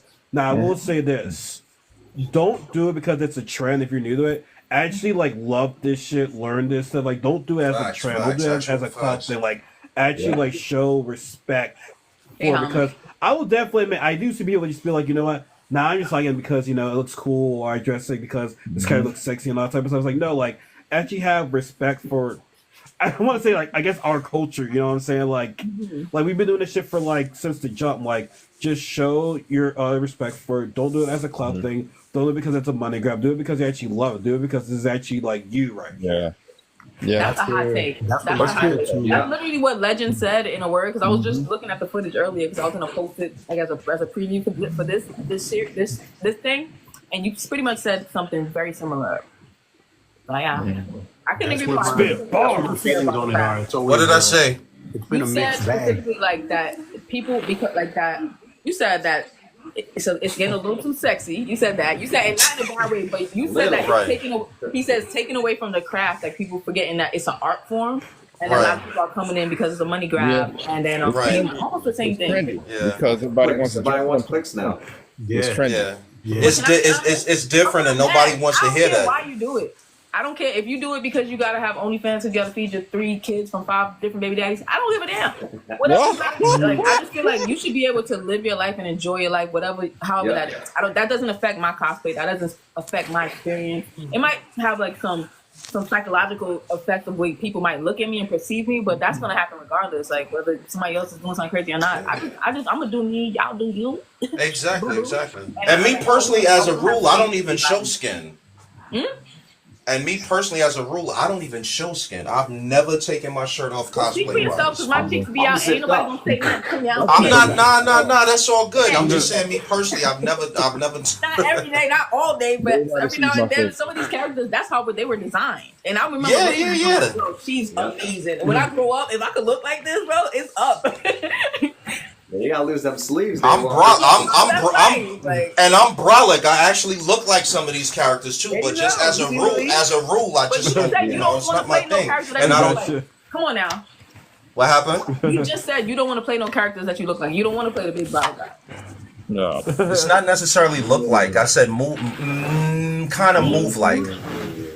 Oh, that's when he was talking about wrestling, though. Roll the tape. No, Right. All right. But yeah, to each his own. I really feel like I don't like to. I judge. I'm not like I don't judge. Everybody judges. But I just want people to feel. Do your thing. Like, why does it matter? Do your shit. I don't care why you doing it. The hobby. It It got doesn't matter. very, very clicky. Got very clicky. Yeah, see, and that's what I was gonna bring up also. That's why you find your all in tribe. the same You find tier. the places and things that sit right with you. There are spaces for those things and other like you know what I mean. Let them have space for that. You have space for this. Everybody can do that. Nah, man, it was during the pandemic. I just stay in my own bubble of creativity. It's a rarity that I even come up for air. Fair. That's smart. It's a rarity that I come up for air, and then when I do come up for air, I see a whole bunch of stuff that I'm doing. And still respect it. You know what I mean? I feel like, oh, cool. Like this is random. I went to a party that was for adults. It was cosplay related, right? I'm nosy. I want to see what's going on. I went there. I seen the whole cosplay community in there. I said, what the hell? He did it. Yeah. It's a very much that. However, that's nice. Y'all have fun. I'm gonna go. And that's it. Like, it's not for me. It don't have to be whatever's not for you. It's just not for you. I can't even have a conversation without somebody asking me about OnlyFans. That was my bad. Like, whatever that means. I do not. I don't want to get nobody's business. I'm too busy in my business. For real, you stay in your own bubble of creativity and your own world of fun. You got to do what's for you. I was a professional artist for over 25 years, and I specialized specifically in like erotic art, BDSM, pinup art, all that kind of stuff. And the overlap between like the cosplay, the nerds, and the geek culture, and also the BDSM crowd, there's a huge overlap. I didn't know that. I found out this year. Yeah, there is. I agree. Yeah. There's a And lot that's of fine. I just feel like each his own. Like even now, I have a Facebook group, and I have to like tell people sometimes like this is for. I want kids to be able to come here. I want everybody to. This is an open. But how do we do that? There's space for that. That's why you have to. Yeah. Space for like. I tell them I'm like. Yo, I'm totally cool with it, but the overlap is just ridiculous. It's kind of taken away from the craft. But that's just me as an artist. That's why I just be easy and fall back. It feels like that is a you craft find your now. tribe. The hobby is all about OnlyFans. Hey, It feels what's like up? it's like a crutch to get people to the OnlyFans. Yeah. And then there's no more character development. Nobody cares about connecting with the character that they're cosplaying. They got a movie, boom, I'm running, I'm doing it, and flip on to the next. Yep. Damn, They don't God. touch it again. Yep. No. It's trendy. No Trendy development. cosplays. I only care about it if it's rolling. I could care less. I could give a squirrel fart. I'm just doing it because it's But You're not but wrong. it's You're not also wrong. it's also due to the fans and the people that are buying it too. Because I did talk to this one girl, and she's a very talented cosplayer. She makes all her stuff, but she told me, unfortunately, most of my money comes from OnlyFans because no one really pays attention to something I make. They just like all the sexy stuff now. So like, it's the consumer that's part of the problem too. Right. Because that's the egg conversation. because we'll totally get into something else. That's very symbolic to the hip hop world. She wanted Like a lot to of do like- she could do something. She could work at Kmart. She want to It's do a that. multi-layered Don't let her thing. tell you what girl she gonna tell you, girl. There's other jobs. That's And what she even, want to do. And that's okay. There's I'm many not styles of waiting for nobody. cosplay If I wanna you do find something, what works if for you you. want to do something, do that shit. I don't care. Yeah. Tell me you can't do it because nobody. Shut up. I don't know that shit. Nah, they pull that shit. I tell you, I started cosplaying in what, 2004, 2005, Wizard World, way back then. Wow. So yeah, not here before anymore, was right? Fan Expo. Before I was about to bring Fan up Expo. Big Apple. People knew what The Big cosplay Apple was. That took like Comic-Con. 15 years I off. remember when New York Comic Con was Saturday and Sunday. Just Big Apple. Had a Wizard magazine, Mhm. everything. Read that thing, and now nobody knows what Wizard magazine is or no. any No of that idea. stuff. It's I like- I know what Yeah. Wisdom Magazine is. I still got mine. Okay, wait. still We got got- a panelist. I still got a few Some of wizards. y'all familiar with Gil? He goes by Zenless on here. What's up, sweetheart? Hey, what's up, guys? Peace. What's going on, little bro? Hey, what's up? What's Every up? Monday What's at up? 7 p.m. we talk cosplay. You guys have. I'm so sorry to interrupt. I know that you guys mentioned Wizard Magazine. I still got I still got my entire collection. I got the first issue of Wizard Magazine with Spider-Man in the cover. Oh, that's a classic. I know that cover. All right. Giving them away and stuff, but I still have a majority of like the giveaways, like the cards and the posters and stuff that came with the Wizard magazine. Yeah, I even yeah. laminated them and That's everything. dope. Oh wow! I feel like Postcard days. I That's got old a question school. too for the young lady in the room. There's another woman. Her name is Jackson. Jackson, how do you feel about I don't know. I guess like how women are presented in the cosplay community. We present ourselves a lot of times. Do you have any opinion on that? I mean, I don't see an issue with how women present themselves. You know, like you said, to each his own. Like if they want to be sensual with it, they can. If they want to be put straight to the origin of it, they can. Everybody has their own way that they want to do it. Right. Okay. I agree. I mean, you make I'm your own- super you write your own protective. I story. stay getting at dudes at cons. Yeah, I let any young lady in the area know that, and even if I see it happening, I immediately walk over. Do the males in the room, have you guys experienced that at conventions, like feeling like anything inappropriate? Of course. You come across see it, fair, man. I try As to a man, project I mean, we or know I'll the watch women you. go. As a man, Do women come up to us and go hard? Is that? Whoever got Yeah. You see that for sure. I got all type of pics in my DMs, and I'm a dude. It's bugged out to me. Women ask me all the time. I'm a vampire, so it's the can you bite me, and then from there it's just gone.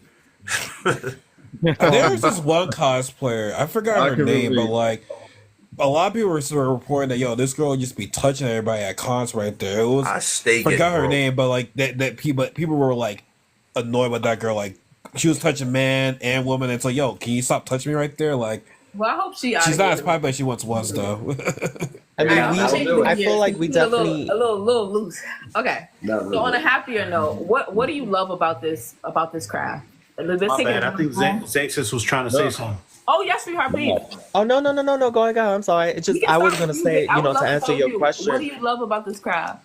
And then also you can answer any question that you feel that you might have any input on.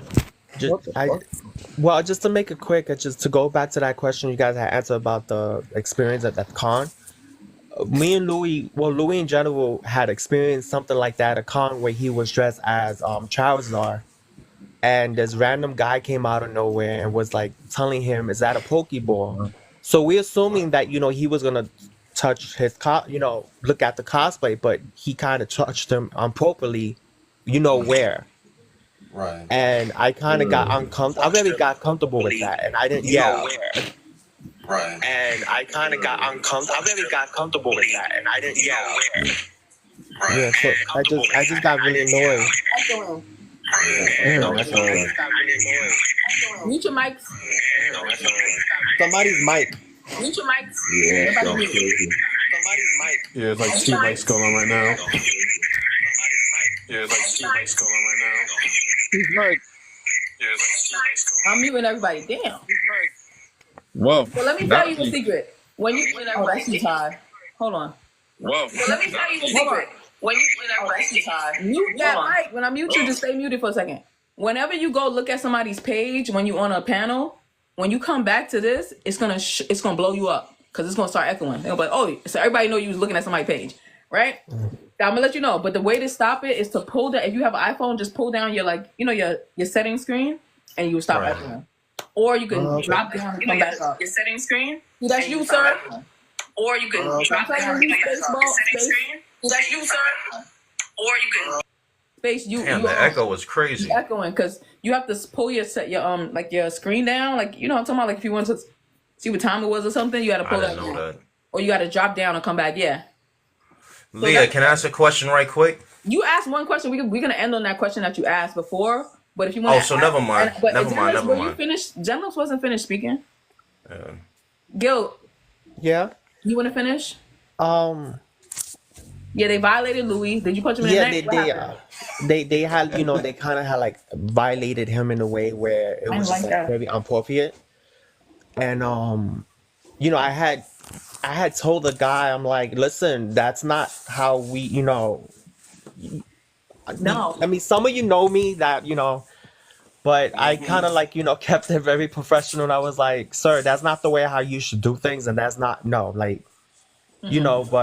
I just didn't like the fact that he just came out of nowhere and just like touched him in that area where it got me very I don't know if they kicked him out or what, because I know that we left away from him. But I just wanted to point that out that had happened. I would have been like, oh my gosh, what's your number? I'll take his number, and I was like, I'll come right back. I would have came back with the cops. I'm that serious. I was like, oh yeah, where you at? I'm right here by the second floor by the elevator. You going to jail? You going to be? I just think that I just feel like I think my only pet peeve when it comes to conventions is like I feel like certain when it comes to conventions, I think they need more security and more volunteers just in case when it comes to that situation happen. Because when you do see the volunteers, you barely don't see them. Right. Especially like we go to New York Comic Con. Like we see the volunteers and they're like in certain areas, but we don't get to see them like as much as we don't see them at like in the showroom floor where a lot of this stuff does happen in the showroom floor. Right. But also to add on, little bro, is very important. Like I say all the time, we have to police each other. That's true. Waiting for them to do it and wait to say it, because by the time you go find somebody already laid out and bloodied. So I'm about to say, most of the time the people who volunteer, they be my friends. They us. Yeah, and then they be young, and so if I see a young lady in an uncomfortable situation, just go over there and be like, yo, hey, what's up? Yo, we need you over here. It's a photo shoot. I can sense it quick. Or I'll just be big brother asshole and just stand there. I've seen that before, like when somebody's like taking videos of somebody. Yes. It's a lot. Yeah, it's like we all pretty much know the signs if you're in the community, right? You kind of go to these cons enough to know people's got the camera down low on an escalator going upstairs, and you see them following somebody real creepy. So we all kind of see the signs, a matter of what you do and who will do something if you see a sign, right? Because New York Comic Con, all these cons are so big, so many roads, you can't police all that. You got to have us do the policing. Right, and then the bathroom situation. Because you got females, the line is too long, so they'll lopple over to our line. I see dudes in there with their cameras. I seen one dude go old school and put a mirror on his shoe. What con was that? I said, my man, New York Comic Con. Not Word is word is born to everything. My man had a mirror, like Revenge of the Nerds. This dude had a mirror on his shoe. He was gonna go in that hard, and that's when you go into daddy mode. Like, yo, that could be my little daughter. That happened We to my ain't waiting mom for back in the nobody. day. I will snatch this dude by the back of his neck. Yo, homeboy, it's time to go. Bounce. That happened to my mom. No word, no words in enough. Bathroom back in the 80s, yo. That's why I'm not gonna lie. I'm quick to blast somebody. I will take your picture, post it. I'll tell everybody about you. I don't let you roam around the community doing shit like that. And if you know me, you know that. I don't give a damn. I remember that's my stance on that. Like I remember being at remember back in the day when people stole from the store and they had to be there with the picture. Your picture gonna be up. You don't know about you. I'm not with that. You go on Family Dollar, you still see that. Front door New York Comic Con. Got you now. How about that? But have any of y'all experienced that at New York Comic Con? How the bathrooms will just overlap? You'll be online, and then the females just come over. I know I'm not the only one who's seen that. Nah, that's everywhere, man. That's everywhere. Not only New York Comic Con. Right. All right, we switching gears because I want to end the show on a positive note. Legend had a question, and it was a good question. It was about what romance in the community. Can you reiterate? I don't remember. I used to smoke weed. Okay, well, I'm gonna tell you what you said. He was like, how do y'all feel about nerd romance or nerd dating or dating in something like that? Yeah. Yeah, you said what was people's experiences with nerd dating? Well, what led to that question is when we was talking about our nerdies experience, and then we get bullied. I added on to something that I wanted to say. I noticed a shift in the dynamics when I tried or attempt to date in the nerd world. For whatever weird reason, it just wouldn't work. Cloud, what's up, sis? Wow. Okay, so I will start with Todd Rod. He married. I think a couple people on this panel is married and wifed up, scooped up. Yeah, I'm married. I don't think I have a lot to add, but how do you That's feel? what's up. Peace. Do you think it's cool to date somebody who I don't know who also has a similar interest in you? And I think it's dope. Yeah. Actually, yeah. My wife, she loves what I do. She won't. Me, I'm the only one in my family. Me, my daughter, my son, and my wife. I'm the only one who gets into cosplay. Wow, that's what's up. Yeah, they love what I do. They love the stuff I create. They show the pictures all to their friends and everybody. But I'm all by myself. I go to the conventions by myself. They should go from afar. That's what's up. Yeah. Okay. Do you feel like you're missing something in that aspect? Like, is that something? Actually, no, because I love the freedom. I love my family, but I love the freedom. Yo, I'm giving you a high five from here. Hero. You got it, Mr. Legend. We're doing a round table. Hero, what's your yeah, we're good now. Yeah, so never have I dated someone in the community. I always, if I was single, I would. But it's something where I could see it working. I could see it falling apart because, as we were speaking to earlier, the women these days get a ton of attention. So I think jealousy will be a huge part of some of the males who try to date in the community because they're always getting those thirst comments, those thirst messages. So they got to be careful what they're doing. But I think it's a great idea because you have a lot of common interests there and a lot of things that you can, get along and start that foundation of a relationship. So I 100% would if I was in the market, but I think you gotta be cautious these days. Yeah, you be cautious. Right. You can buy each other geeky stuff and read comics books together. I don't know about the his and her cosplays. I just. All right, hold on. We're gonna go to space, and then we're gonna take it this way. Let's get Hero. We skipped over Hero. Oh, because all right, Hero. Okay. So I think it's really cool to be able to share stuff like this with your partner. It's not something that is a mandatory for me as long as you're okay with it. You don't have to be, a cosplayer yourself, but as long as you can vibe with it and I don't have to deal with you, trying to undermine my hobby when you get mad at me, whatever. But I like meeting people at conventions, whether, it's platonic or not. And just being able to have that shared experience, especially with other Black folks, it's one of my favorite things in the world. So when I started flying my nerd flag higher in the romantic parts of my life, I've had way more success with finding partners, even if they're not particularly nerdy, because they like that I'm so confident in my taste. Good for you. Legend, I would love to hear what you have to say, especially since this was your question. No, somebody else can go ahead. Okay. No, I'm not deflecting. I just feel like I've been saying a lot. Let somebody Okay, else. we'll come back to you. It's fine. Knuckles, did you have something to add? He's still there. Am I good to talk? Yeah. You muted me, so I just wanted to wait until I was unmuted. That's why I was like, let me just wait. It was just because I was trying to get the audio under control. I got you. But no, I think it's a beautiful thing. I mean, me personally, I can only date nerds. Two of my friends, they made it. I can only date nerds. That's why I go. Yep. So two of my friends actually met at Dragon Con years ago, and they got married. So I think it's a beautiful thing. Meeting people at cons. Now, I'm not looking, but like, when it happens, it happens. But yeah, like I said, I can only date girls that hey, what? Let's not go out. Let's watch some anime, play some games or whatever like that. And we need to nerd it up together. We need to nerd it up. Love Nerd it up. That's very beautiful. I got dissed by a lot of females. We need to nerd it up together. I love it.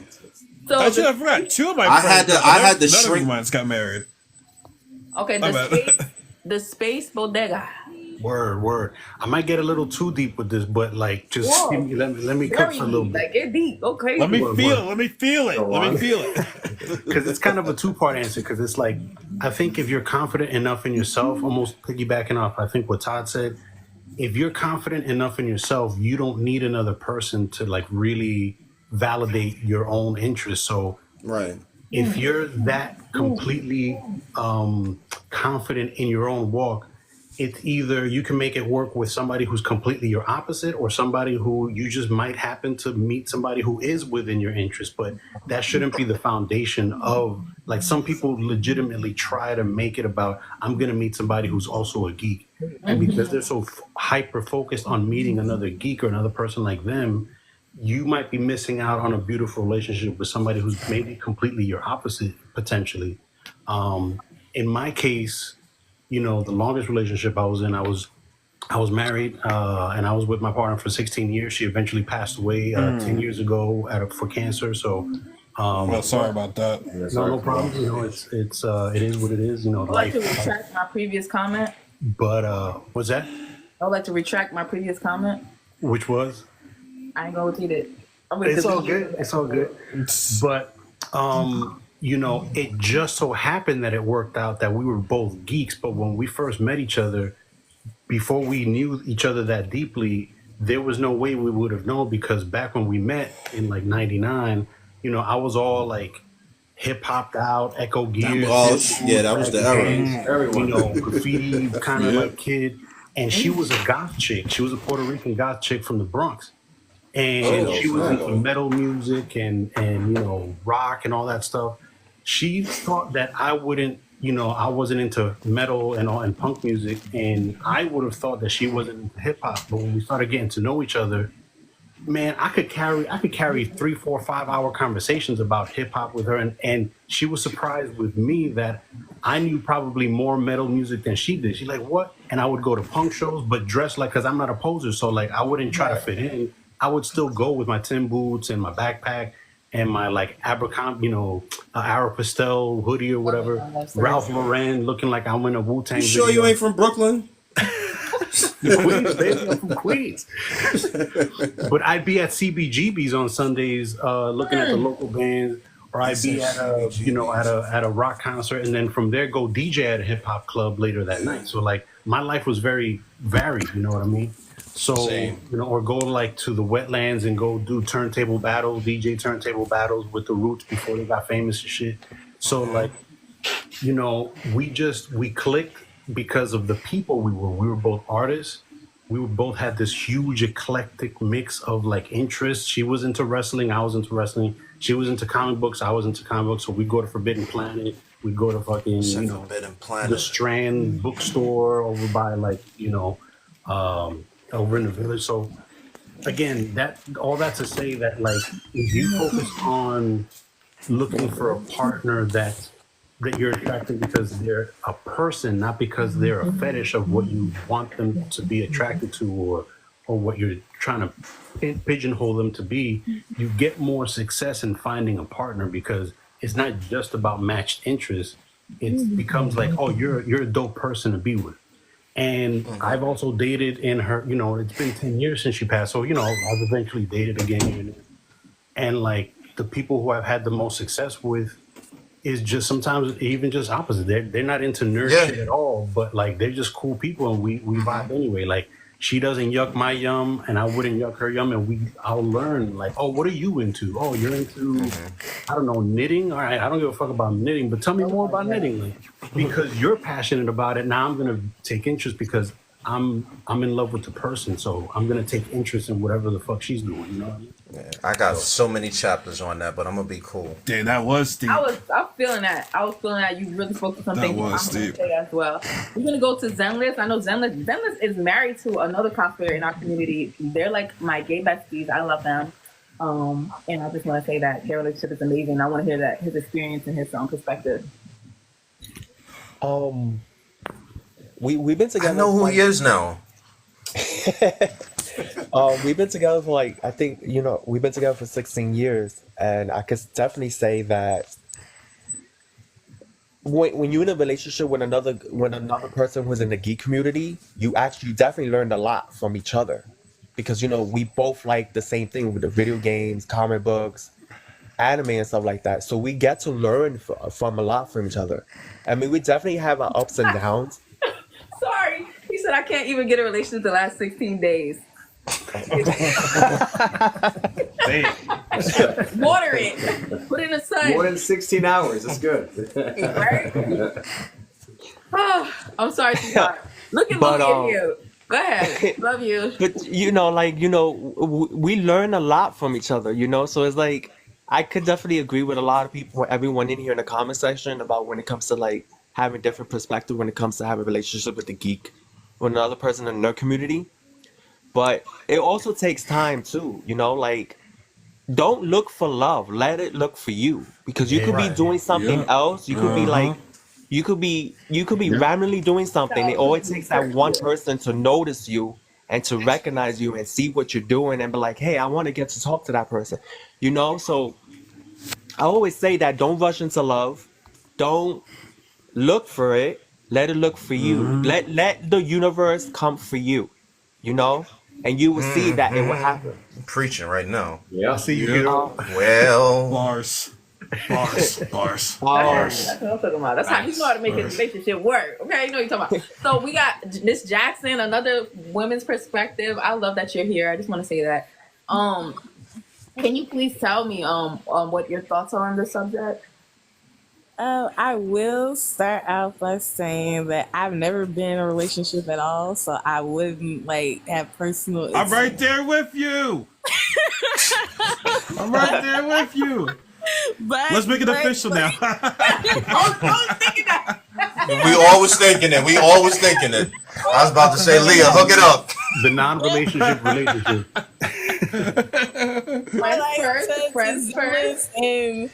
It's 11:54. I gotta get ready to finish my workout. It's been fun. I'll definitely be back next week. Okay. All right, peace, y'all. Love having you and appreciate you. Take it easy. No doubt. Yo, Space Bodega, I'm feeling you, bro. We definitely gotta stay in touch. Y'all mean? Yeah. Follow me up. So big facts, peace. Go ahead, sweetheart. Yeah, but to Zenless and Space Bodega point, I feel like being a nerd is kind of I guess the extra part of it, it's not the full part of my personality. It's just an aspect of it. Mm-hmm. So unless I'm comfortable with you or you actually know me, you don't actually see that side up front and personal, or unless you just go stalk my page, you wouldn't necessarily see that side up close and personal unless you really get to know me. We talk about what we're interested in and all of that. I don't make that the main criteria of dating who I want to be with. I get that. I respect that. And in the future, is that something that is mandatory, or do you feel or is that basically what you said? You it's a bonus? Yeah. I'm gonna go because we're about to end the show anyway. End at 12. I don't want no cosplayer. No, ma'am. They be coming over here. I'm like, get out of here. I don't want it. No, I'm not interested. I don't care. No, I don't want to date nobody even in the community. I feel like it's weird. What if we break up and I gotta see you at every damn convention? I don't want to live like that. I don't. You know that, Louis. I tell y'all all the time because they be like, oh, he like you. He like you. I don't give a damn. I don't care. I don't like him. I don't care. I don't want to be with no damn cosplayer. That's not what I want. Like, I don't want to be taking photo shoots together and shit. Like, get out of here. Like, I like having my own self, being my own self. I'm weird by myself. I don't need a roommate to be weird with. Like, no. I want you to be your own weird. You know what I mean? Like, you do something that's cool, and I'm like, oh, what you doing over there? That's interesting. Like, I want to go see what you do. I want to learn something from you. Anybody who I even gave like a little bit of a shot, they end up like trying to transform into me. I'm like, that's weird. Transform into you. Yeah, it's like they think they got to be more. I want to be you. Let me take your yourself. place. Like, that's whatever I liked about you was not that you were me. Because I could just be right here with me. Like, why do I need 2 Leahs? 2 Leahs is crazy. 1 is wild. 2 is crazy. Like, that's too much. So I'm always in this community running for my life. Y'all don't have no idea. I think 1 weird is cool, but 2 weirds is a business. That's how I see it. It is, but like, no, man. It ain't none of my business. I don't need none. That's none of my business. I feel like I wouldn't mind. I like you to be a different type of nerd, like be into like something else, like not what I'm doing. I don't like you. I can't do nothing. I don't know. That's just me. I've seen it work. Like I have examples in my life where it works, and I love that. But in my experiences, and I only had like long-term relationships. They never was like me. We've always been different, met different places, but we meet in the middle. You know what I mean? There's something about that I like. Because I just can't understand, like, when we break up, this is my part.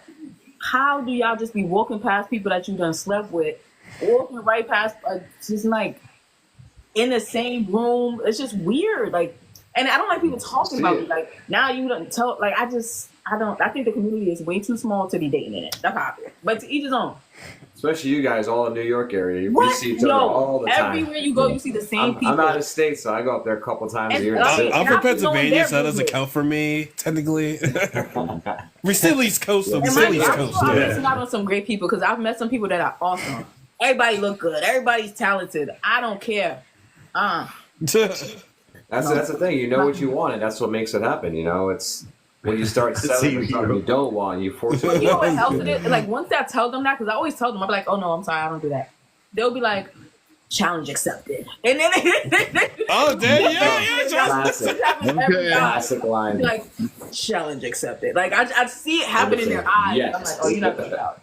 No, they're like, they're like, you know, Steve Urkel, I'm wearing you down. Like, they start I'm wearing you down. I'm like, yo, I just be yourself. If it works, we meet in the middle. We meet in the middle. But I do not look at other cosplayers. Like, oh, we great. We could fucking do like Mario and Princess Peach. I don't ever think that. I'm sorry. No. Yeah, I've never been huge on the couples cosplay. But I'll do it with somebody I'm not dating. Oh, I see like, some I'm good not. ones. Yeah, I've seen some great ones. I've seen some good ones. I've seen some bad ones. So I just don't want to be like. I do want to do. You ever see the ones where they're like in the JC Penney and they're doing like, it's not really cosplay, but it's like an old little, like a trashy little mall photo shoot that they do. Yo, I've been. I want to do one of those. I'm like waiting that's for my next like that. forever Like I would love to person. do that. I'm waiting for my next forever person to be able to do one of those. I've been wanting to do one of those JC Penney Sears photo shoot jump offs for a minute. Future man, you do not have to dress up like Superman to be in my life. Like, you do not have to do that. If that's what you want to do, great. But you do not have to. But my friends, like the one my with friends like that are married, the profile in the background and like be yourself. Yeah. Everybody's Goofy not. That's sweater why I and ask shit. people too. Like when they all say they like the same thing. I'm like, do you, or do you just like download that personality automatically because that's like what everybody else likes? To download that personality. You download personalities like apps and shit, and I'm not even sure who anyone is anymore. I have a question like for everyone, right? Do you guys feel like if you, let's say for example, if you like in a relationship with another person like that likes the same thing that you like, do you feel that it's a competition? Oh, it could be. It depends on the type of person you are. Only if we're like both. Not. Only in gaming. Like competition, like in what way competition? Like when it, like say for example, when it comes to like cosplaying wise, like y'all together, but do you feel like it's a competition among with both? Some people take it there. I would. It shouldn't be that Nah. bad, but some people I've seen that. Nice. I've witnessed that. I think it's weird to be. I think Hero was. Compete I think with Hero was any- saying that it's only competition if it's gaming. That's Yeah, I about think it. it's weird to compete with any cosplayers in general. Yeah. Like, why are we competing? I don't even compete with the regular cosplayers. Yeah, I don't know how you compete that. I mean, I buy myself. I don't Unless I'm in make a mine. contest, it's not a competition. The reason why, Yeah. why I had asked that question is because I witnessed that and I kind of seen that. You know, whereas like That is weird. I seen couples like, they cosplay, but it's like I feel like they both are competition with each other. And it's kind of strange, and I seen that and I'm like, they amazing cosplayers, like they kick ass. Louis. They But kill I'm like, it. Yeah, that's not loving. That doesn't sound loving to me. Yeah, Like, my cosplay is better than your cosplay. I'm when you angry say- now. Break up. Your cosplay is better than my cosplay. I'm angry at you right now. I'm gonna break up with you. That Or you seems get so attention and then it's a big deal. I've Yeah. always been the kind of, the attention. There you go. The attention right there. The clock I've thing. always been the kind of partner and friend, like whether it's my friend, my normal friends, the platonic friends, or even my romantic partners. Like, I'm gonna support you whatever you do. So instead of competing, I'm gonna help you make your costume or whatever it is you're doing and take it to the next level. Like, it ain't about competing; it's about let me help you. Right, do it yeah, to, that's crazy. I don't even understand Did you that. think I about agree this? with Or that. let me, Question. because I'm also very handy. So and I'm a physical artist as well. So there's things that might be I think about doing that you might not have done. So hey, try this. How about we do this? And this was gonna make it look even better. Let's do this. But it's watching people because I've seen that. Like I said, I've seen couples get into that petty ass competitive nature with each other, and it's to the point where they'll even tear each other's shit down. I'm like, that's stupid. That's not love. That's weird. That's not love. That's That's not not right love. type of So competition. Sally Truth joined us at the shot clock. So I would love to hear who you are and any input that you have. Hey, Salty Truth. My bad. Going to blows over sewing machines. That's how you hero for real, man. Just always good to see cosplayers sitting around talking. Sadly, I won't be in New York this weekend. Don't be sad. It's gonna be crowded. I mean, it's New York. It gets packed up there. It's gonna be some salty in there. Don't worry. But I'll tell you what. We'll do the best we can to have a good time on your behalf. And we do this every Monday at 10 p.m. If you ever want to join us and you ever want to, just shoot the shit with some other cosplayers and geek adjacent people, then you're welcome. What's your favorite convention and what shows did you watch growing up before we close out? I would love to know. My favorite convention is it's quite a rotation, but right now, it's between PAX East and BlurredCon. Okay. And what did you grow up watching, Salty? I'm an 80s baby, so Young Saltine. What did you watch? I'm an 80s baby, so it's whatever. I was there. But I think one of my personal favorites outside of obvious Batman had to be Gargoyles. Nobody said that. That's good. That's people forgot about that. It's exotic sick. I like it. Are they still working on that live action one? They are still working on the live action. I work for a Black Nerd media company out of Philadelphia. Nice. Really? So, man, so I'm always that's like pretty up a on the keep right news. there. All right. Well, that's exciting. Would you date someone in the geek community? I have dated in the geek community. What's your experience been? Positive, negative? It's been positive, but my last experience was quite negative. Oh, wow. Do tell. Y'all in competition? I'm just kidding. No, never. They are a cosplayer, and they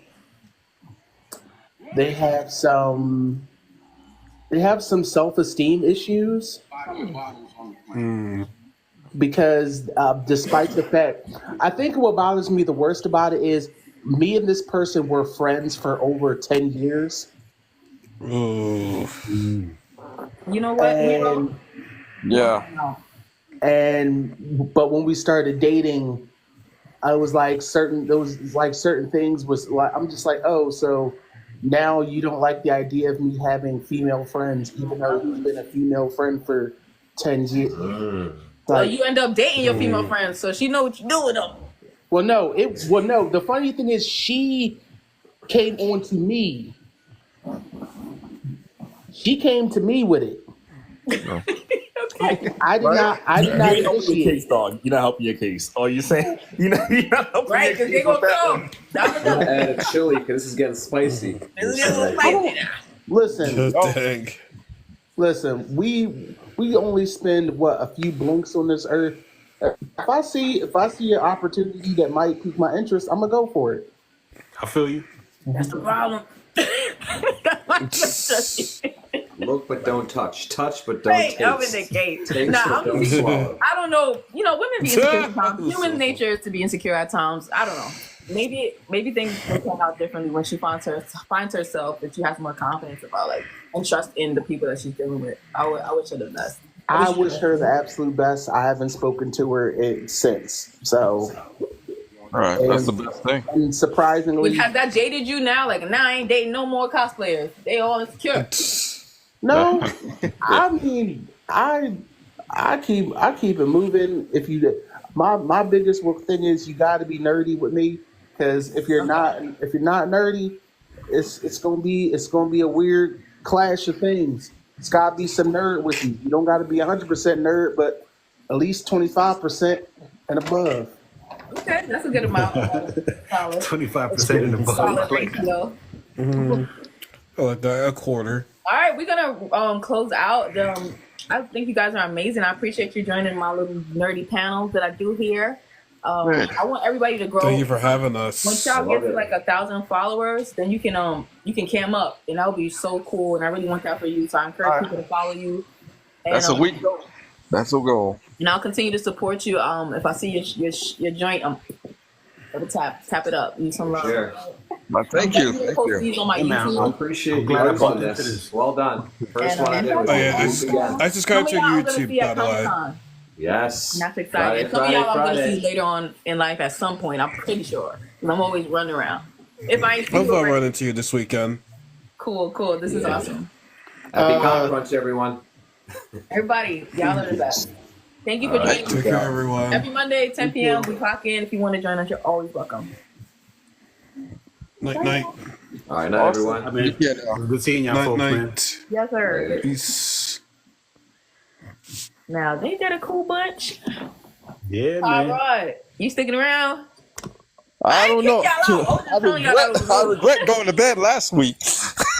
I know, because I ended up going to and messing with my friend, what's his name? Scott Summers. He's in here. Let me see if he fuck with me. Let's see. Yeah. I saw him in here in the comments at one point. Yeah. Having fun behind our back. They do a cosplay literally at the same time. Theirs is at 10 p.m. too. Because on Mondays, it's wrestling, so I got to give my wrestling fans time to watch it. I hear that. Yeah, that's true. That's what's up. That's what's up.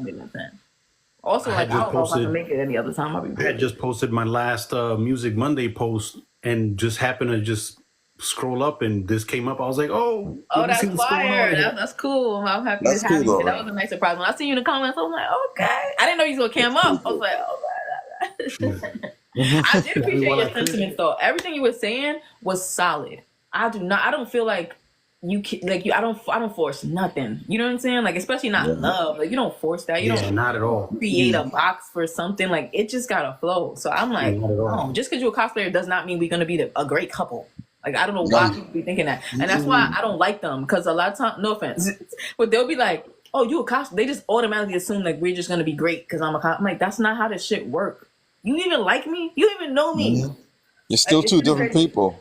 Yeah, it's still very much different. So that's my experience with that. And I just be like, nah, but I need it gotta be something different. It just can't be like, oh, you dress up, I dress up. Like, what the fuck? That ain't it. That ain't gonna get us far. I was just saying. You know what I'm saying? Like, ooh, you dress up, me too. We should be together. Like, no. That's literally how it is. And that's why I'm disgusted. You're like Wolverine, I like Wolverine. Right, exactly. Like, oh my God. Like, They already know because they imagine like how they think it's like some cool thing to date a cosplay girl. I'm like, if you see how much shit I have, you would not want to. I have so much stuff because I'm a cosplayer. I saw a few pictures. I have so much stuff. I'm like, You got a wall of You don't boots. want this problem. This You leave got me a wall alone. of boots. Let me tell you what I have been living through my own personal nightmare for several years because as an artist, as a music lover, Frame. as a creative, as of all of the, you start running down an entire list of all the things that I'm into. It's a lot. So like I've moved around several times, and every time I move, it's like it just puts into hyper focus a giant spotlight as to how much shit I own. Like fuck, it's like, oh my god, like it's too much. It's too much. So like I haven't been an active artist professionally anymore at this point, probably in like over 10 years almost. So that's died down, and I got rid of and sold off a lot of my supplies and things and whatnot. But I still got a lot of shit, and even my collectibles, like I've withered down and even sold. Shoot, even selling my collectibles, I managed to like save me out of a jam to where I was able to get like almost 10. That's why people be talking shit about people who collect things. Like, these are assets, and a lot It's of an investment. Yeah, it's an investment. I literally almost killed somebody because I had a box of things that I've been saving. Like, that's why I stopped collecting, because I lost. Like, I'm like, because people don't know. So like they didn't know, like, these are valuable. What are you doing? So angry. Like, I get mad even thinking about it. That's why I'm not even gonna tell the story. But like, yes, when you save things and when you collect in this industry and you do it seriously, they are investments. They're not like you can get a return on many of those things. That's true. That is so true. Yeah, you gotta know what to buy. So a lot of things appreciate. Have we learned nothing? Yeah. I mean, it's no different than any. I mean, some people collect for the sake of collecting, but if you also, I mean, for years I would do kind of a little bit of both. Like some stuff, it was like just because I wanted it and sentimental value or whatever it was. But there was other things I would purposely buy because I knew it was an investment. Mm-hmm. So like, because it's no different than investing in the watch industry or like jewelry. It's art. At the end of the day, it's art. Yeah. It's a form of Or art. actual blue chip art, like I was part of that industry as well. So like, actual art investment, that's a thing. You know what I mean? So somebody says, sell me some. But he ain't playing. Yeah, right. At this point, I've gotten rid of everything that's like asset based, and now the only shit I have in my storage unit is like from my own stuff, like my own personal collection at this point. Like that, no matter how much money somebody offers me, like, nah, that's mine, period. Yeah. Yeah, you gotta have your non-negotiables. Yeah, I still have a ton of Generation 1 Transformers. It's in storage right now. Wow. Yeah.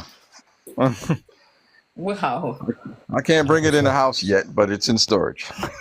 I think I only have one beat up Blue Lion from Voltron, like die cast metal one. Oh yeah, that's the series. Yeah, at least hold on to that one. Somebody said that was their favorite. That's your Porsche. That's your Porsche down payment right there. It's got some mileage on it though. Oh yeah, okay. It's just been back and forth to me from Colombia, South America to New York, and it's all beat up. Wow, but it's still something though. If it's legit original, then yeah. Yeah. Oh man. Speaking of die-cast, you remember the Bionic 6 toys? Also, they were die-cast metal. Oh yeah. I remember those. Man. Oh shoot, yo, they don't make them like that no more. Getting hit in the head with one of those was not fun, yo. Oh, forget it. Yeah, you. Wow. See, that's that little boy stuff. Boys will be boys. Not hitting the head. It was actually a girl who threw it. The only thing I hated as a toy is Legos. Those. Still today. Come on now. Legos are every parent's nightmare in the middle of the night. You could escape the cops with Legos. Didn't the little kid from Home Alone, did he fucking like make booby traps? I was just about to bring that up. And that was my movie. That's another classic movie that don't get old, man. Well, Kevin, that movie was just like about have you ever watched it like as an adult? Oh, absolutely. Kevin like I shit. got so many questions. Tell me. So many questions. Like number one, off rip, like what does Kevin's dad do for work, bro? I imagine in my mind he's like an architect. That's what I thought. It's got to be architect because, like, think about it. That's a huge house. He paid for the entire vacation for like a family of like 3 families or something. Like he's got how many kids? Mm-hmm. And they all went to France. Like, yo, that's. I feel like the mom was a working mom too. She didn't give like stay-at-home wife. Yeah, yeah. They definitely had a two-income house. I feel like mom was, but she can't even remember what her kid is. Like sis is busy. She's not. You got one job as a parent. If you don't do any, if you're like a stay-at-home mom, you're gonna know where your kid is. Like what? I think I don't know. I don't have kids, but I can imagine if that's only one kid I got. Then she had another son too. He was trash, but everybody treated Kevin like shit. They made him sleep in the attic. They treated him like shit. It was fucked up. For real. Well, I watched it again recently, and I was just like, damn. And then they left you. But then I see how they left him. It was kind of a funny accident. It was because of the neighbor. Yep. So that's why I'm like, oh, okay, yeah, it's because of the neighbor. No, that was a great setup. It was a great setup how they did that. Right. She was counting the kids. They was trying to be responsible. Like, all right, count the kids. They didn't totally villainize the parents. Like, it was a very genuine mistake. Like, you can see how that happened. Okay. He was home alone. That movie was like every kid's fantasy. Like, oh shit, got the crib to the house. There was another movie like that. It was called Blank Check. Did you ever see that? Yeah, that was a good one. That was a good. There was this old YouTube video I watched. I forgot. I don't even know what year it came out at this point. It's not important, but somebody made a great comparison between, if given enough prep time, who is actually better, Batman or Kevin McAllister? That was a great concept for a video, yo. He was a young Batman, to be honest. He was because you give Kevin enough prep time. Because that's what Batman is all about too. He had the money. He was gonna be Bruce Wayne eventually. Okay. Oh, people, I gotta run and bounce. Yeah, I wish I could overstay, but I can't this time. It's all good. I'm about to start sewing and shit anyway. So. Oh, that's cool though. All right. His mom was a fashion designer that worked in Wall Street. What street? Oh, that's cool. That's awesome. Sure. Come on, word on the street. Oh my god! All right, Mr. Space Bodega. Nice meeting you. You're a cool guy. Brother. Go ahead and shoot me a follow so I can follow you back, man. Okay, not a problem. I sure will. Yeah, man. Okay, take care and behave yourselves. Okay. Never. I'm not gonna start. Not at this beginning. I ain't gonna behave. No. Arthur is a good kid. You know I'm only joking. I'll see you later. Bye bye. See how they do me? You see how they do me? I'm gonna probably be out of here by like 12:30. Okay, I have no idea. I don't know. When I'm on live, they don't show me the time. Oh, that's right. But yeah, that was a very interesting story. Like what? 15 years, all those years, and you probably would have still been together today to this day, right? Yeah, no, that was a friend like joint. That was definitely like. Is it easy for you to talk about it? Because you spoke about it very neutrally, like. Yeah, it's I'll have my moments, but it's been 10 years. It's been over 10 years at this point, so like it gets easier to talk about like with anybody else. I mean, I've lost a lot of people, like a lot of close people. Like I'm talking about like super close. I lost a friend to suicide at one point. I lost my father when I was 25. I lost other people, like just friends, family, people that are close. Like I've lost a lot, so death has really been a part of just a relationship I've had with death, kind of like Deadpool and death, man. Like we go hand in hand at this point. Even part of my spirituality, my indigenous spirituality, like deals a lot with the spirit of death anyway. So it's just one of those things I'm used to dealing with anyway. What can you explain that? What's that? What's that? Your spirituality deals with a lot of death? I don't understand. So have you ever, I'm sure you've seen it, because now that's another thing that's become like over popularized and it's getting like fetishized, but there's a Mexican death deity that like people will paint. They're like the sugar skull women, like the women will paint themselves with the sugar skull and all that. And the Day of the Dead is coming up also in November, in early November. So like that? There's a deity called Santa Muerte, and and it actually it's derived from an even more ancient deity that's an Aztec deity of death. So okay, cool. I just came from Mexico not that long ago. Word, that's what's up. Mm-hmm. I was in the Puerto Morelos. I can't say it. Nice. It's nice. It's a nice place. I love Mexico. Man, I haven't been yet. It's definitely one of my. They have the largest pyramid in the world. A lot of people would think it's Yeah, and the crazy part about that pyramid is that it's actually got like 3 other pyramids under. It's built on top of other pyramids. And then there's some like weird shit that happened, like that the locals were telling me about, like how where they built the highway, like they had to ask the Aztec people for permission and they didn't, and it kept collapsing. And then they like, so then they was like, oh, we gotta ask. And then when they asked, it stopped. I believe it. What the fuck? I believe it. Crazy. I know how that shit go. So yeah, that's but I've been around these spirituals. I've been around these spiritual streets for a minute. Yeah, so after I don't know, I have a weird relationship with death. Like, I don't know. So that's why. Yeah, I know everybody has their own kind of relationship with it. You know, that's just my own, but it's not easy. And you know, I've been at the bedside of at least aside, you know, as well as my wife, but like definitely at least 2-3 other people that have taken their last breath and stuff like that. So for a minute, I almost thought about and contemplated going into that as a career, like doing hospice and whatnot, because of my relationship with death.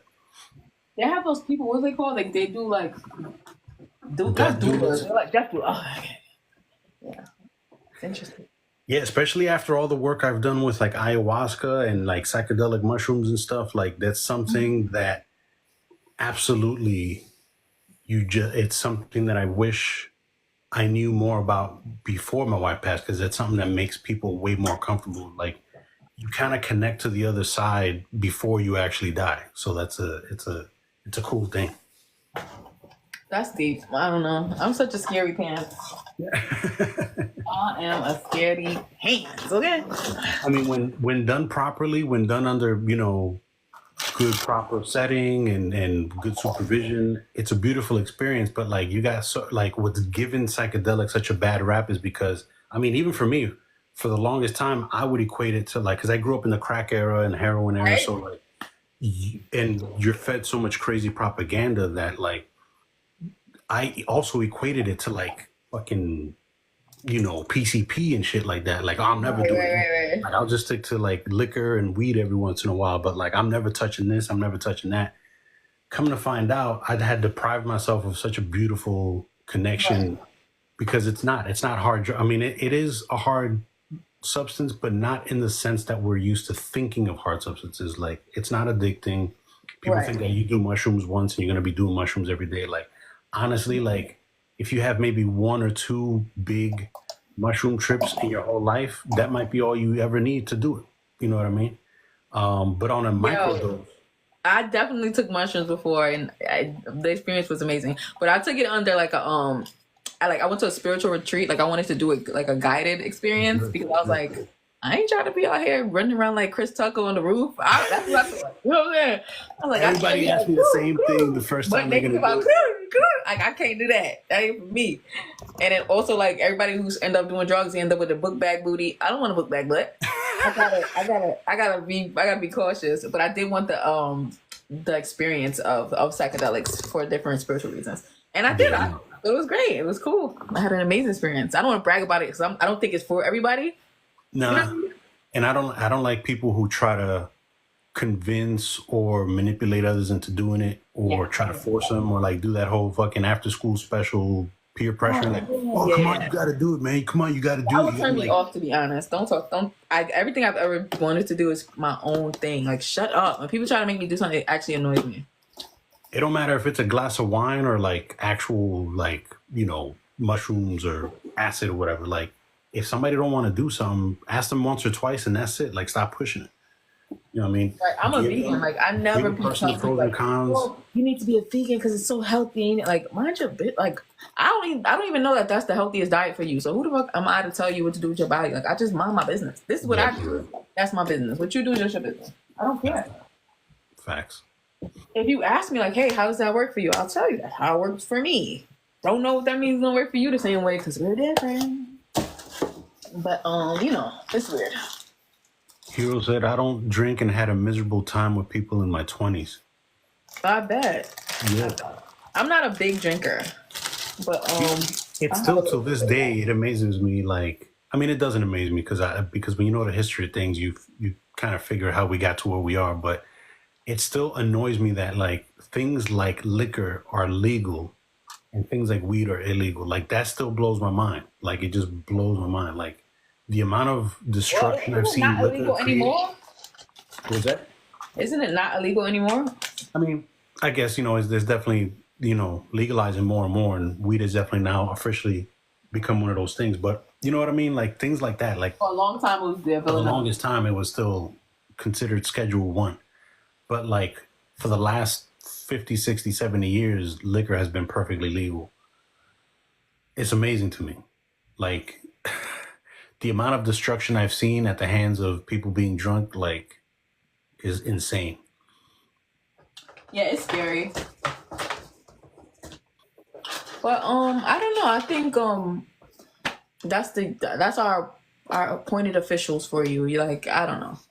So, I don't know. Because that don't stop nobody from doing what they want to do anyway. So Facts. Because let me tell you, when I was slinging that stuff, on the side, I was just having this conversation with somebody else the other day, like, actually with a coworker, where,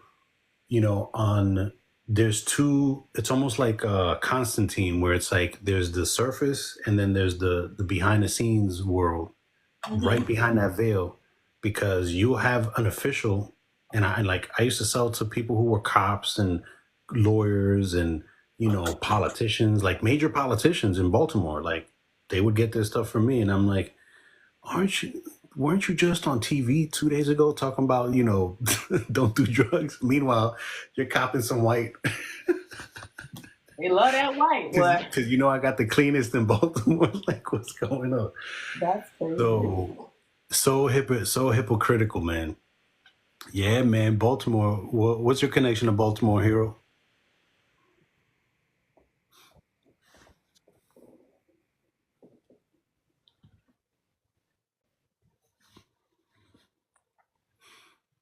Yeah, while you type that up. Oh, you live there. That's what's up. Are you from there? Or you just currently live there? I just moved here to Georgia last year from Baltimore. I spent the last 18 years in Baltimore. Yeah, man, I'm fully connected to the entire music scene and creative scene over there. So that's my heart all day. That's what's up. I mean, I've been going back and forth to Baltimore since the late 90s and eventually moved there in 2006. But yeah, man, Baltimore's had my heart from the first time I visited. It put a chokehold on me and it never let go, man. I love that city. And I got a whole entire world of people and family there at this point because I've been there for so long. So I call New York, Jersey home, and now Baltimore as well. Really? Charm City for a reason. Facts. Definitely Charm City for a reason. So we got some Baltimore people in here. I already knew he was from Baltimore. Who, Hero? Mm-hmm. Where? Well, he out there. I asked him too. I'm like, why you don't sound like them? You asked me that too, I think, on the very first time. That's the first thing I asked somebody. Like, what's up? You sound like that? I can't. I tried. No, what was the first thing? Hot dog. The first time I heard somebody say hot dog, like, let them get a hot dog. I'm like, what are you talking about? The dog, man, the dog. A hot dog is crazy. Look at that dog over there. I'm like, yo, two. I can't. The rest of the accent, I can't really get right. The Tuesday. All my people like that talk over there, but I like it. It's cool. My favorite accent is the St. Louis accent, though. I love. That's that East Baltimore. Yep, that's that East Baltimore, baby. Doug, Frug. I was just talking about earlier with one of my other homies. He's a rapper over there, and going to Choices back in the day. And I used to literally go from New York to Hammerjacks and Choices way back in the day. I'd drive my ass all the way over there just to go to those two clubs. What is that? There was some like very well known clubs back in the day. I don't think they exist anymore, especially Hammerjacks. The last thing that was even done in Hammerjacks was, I think, a few dance scenes from the movie. That's you in? Oh, my bad, sir. Oh, I didn't know that. Thank you for telling me. I'm over here doing shit. I didn't know this. what was it? Hammer Jacks was on BET or MTV, one of those things. They did a whole thing about our club scene with K Swift. Like right before K Swift passed. Yeah. It was even featured in. They shot a few movie scenes there at I think the movie Step Up Part 2.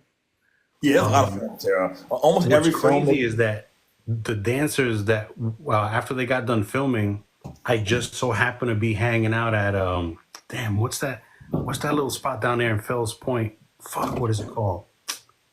I can't remember the name of it's like a bar, but you know, they play like they play a bunch of dance music and shit like that over there. I can't remember the name of the spot. It's next to a pizzeria down in Fells Point. But yeah, I know what you're talking about. And I just so happened to be chilling there. I just happened to stop in and grab a couple beers, and I'm like, all right, it's a vibe in here. So I'm like, I'm gonna get my dance on and shit. And this whole it literally looked like they were filming a movie scene because they walked in like a squad. Yeah, like a sea of people. Yeah, it looked like a scene out of a movie. It was hilarious because they walked in like a whole ass squad, and almost like damn near in slow motion and shit. And I'm looking at my homegirl and my boy. I'm like, yo, what is up with these? Like, they look like they're about to jump in here and battle somebody. Like, what's going on with these? And sure enough, they got on the dance floor and started fucking dancing all like mad professional and shit. I'm like, oh, they dancers and shit. Like, oh shit. It's funny how much talent is sitting in Baltimore. That's been let me tell you, man, almost wasted by the leadership. They've been on way better in the last decade, but for a while it was stagnant and wasted. It is. That's one of the biggest things that broke my heart with Baltimore for so many years because like even before I lived there, I would go back every time I visit because I'd be up there like once a month, at a certain point for years. And especially when I was an active artist, like I was collaborating with, galleries and other artists and actors and musicians, etc. I was constantly collaborating with somebody. So I was going back and forth. And shit, I think at one point I even was on a project that almost launched with Amanda Seals and everything. So what was I saying? That you're disappointed in the leadership because of the talent. They have so much talent.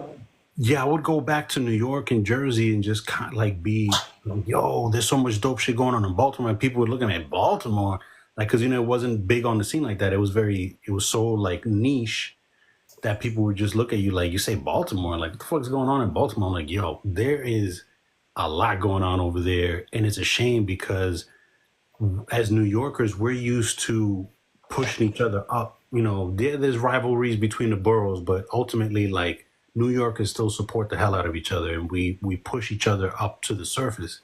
Whereas in Baltimore, it's almost stereotyped because it's a crab. It's known for its crabs, but it literally is like crabs in a barrel over there. There's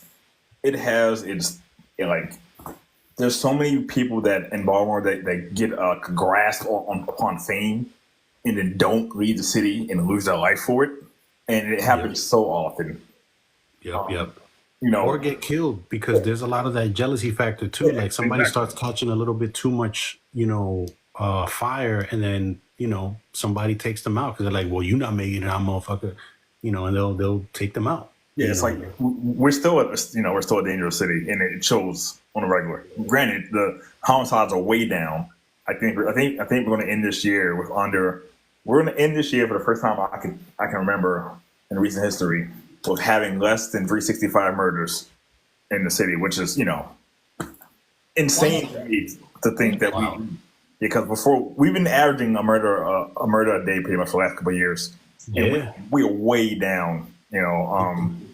Our mayor, as much slack as he gets, has been doing a great job with the initiatives. And I don't want to say that this is like correlation here, but when Larry Hogan changed our gun laws, that it's easier to carry in Maryland now, there's been a lot less violent crimes because there's less prey, I guess, honestly. I'm not saying that that's the case, but like the 1 and 1 is 2. I mean, that's a separate conversation, but no, that's definitely a correlation. I'm not going to take that away at all. So it's an unfortunate fact, but it is what it is. So like, But yeah, man. No, a couple of my close friends actually are head of the ceasefire initiative over there. Yeah, so. I love that. You know, some people who are like live here and hate the city or are so down on it, they're like, oh, it's only in the last 3 days. I mean, 3 days is better than 0 days. You know, things take time. I'm saying change takes time. Yep. Especially in this the small big city of Baltimore. You know, everyone knows everyone here. So, so when there's beef, you know, it's like for real. You know, you're bound to cross paths.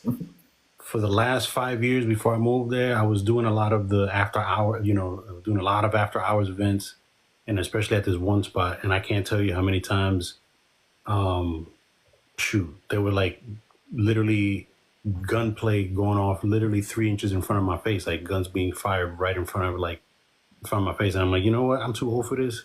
And I technically shouldn't be here anyway. Like what decisions did I make that now I'm here at 44 years old, vending at this crazy ass party where there's like a shootout happening like 2 inches in front of my face? Like, changes need to be made.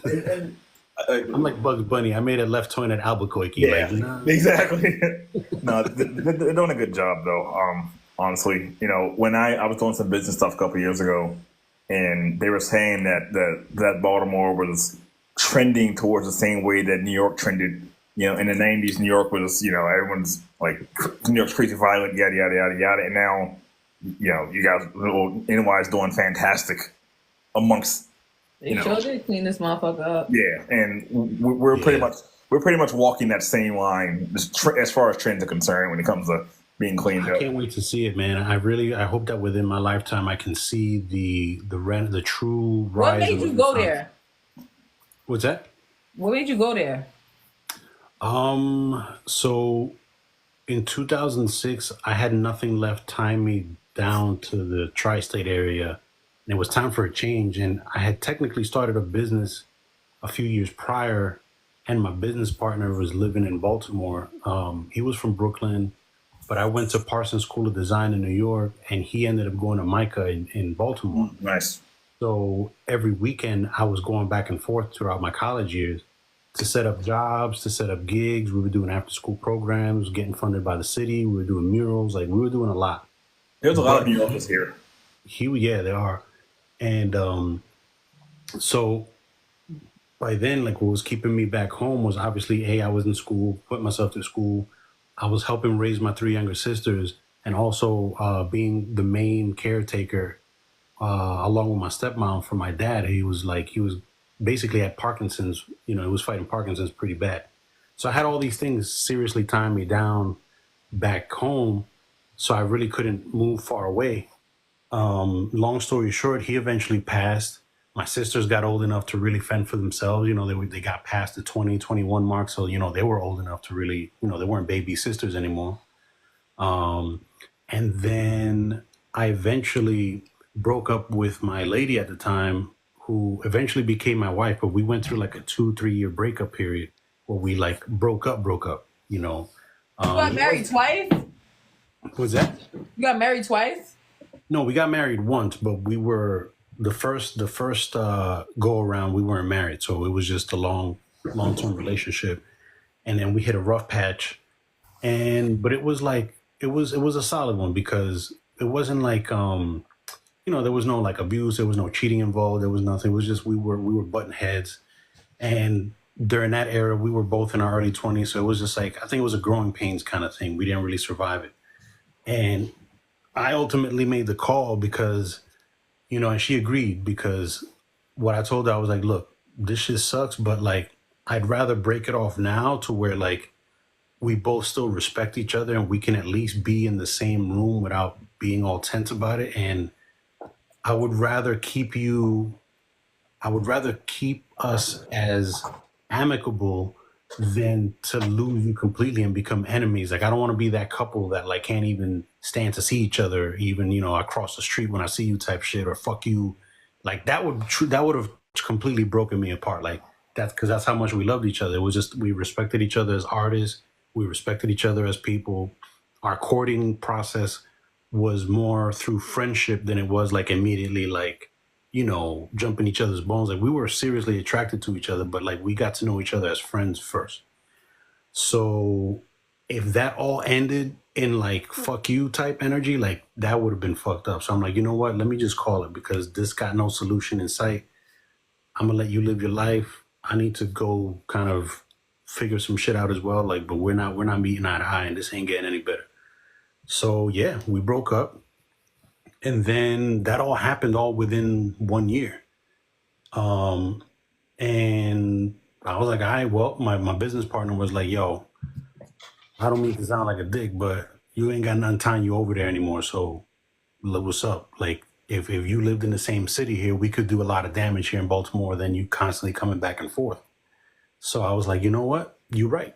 You actually right. I can't even disagree with you on that. So 3 months later, I, packed up and boom, I was out. I was out there and was there ever since. So that was it. Okay, cool.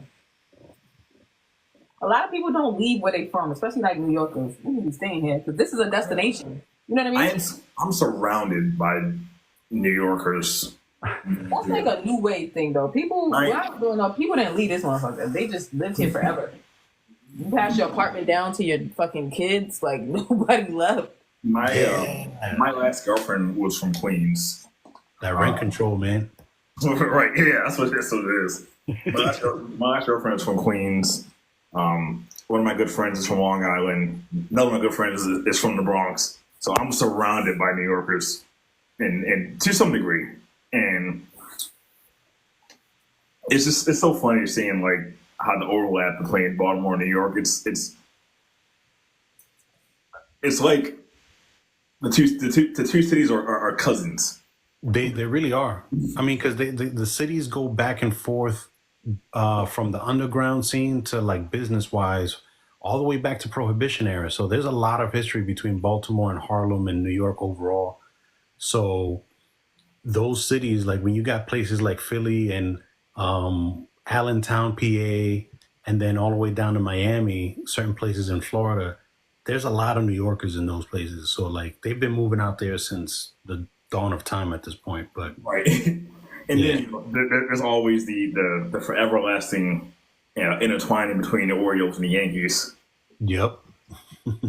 Even something that surface level is enough to, because people come down here to see Camden Yards, saying, "Oh man, I love Camden Yards." They end up moving here.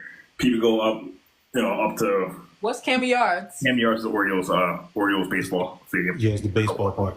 It's literally from an architecture standpoint. Honestly, it's I would say it's probably the most beautiful baseball park. Yeah, everyone has it in their top three at least. It's such a beautiful place to be.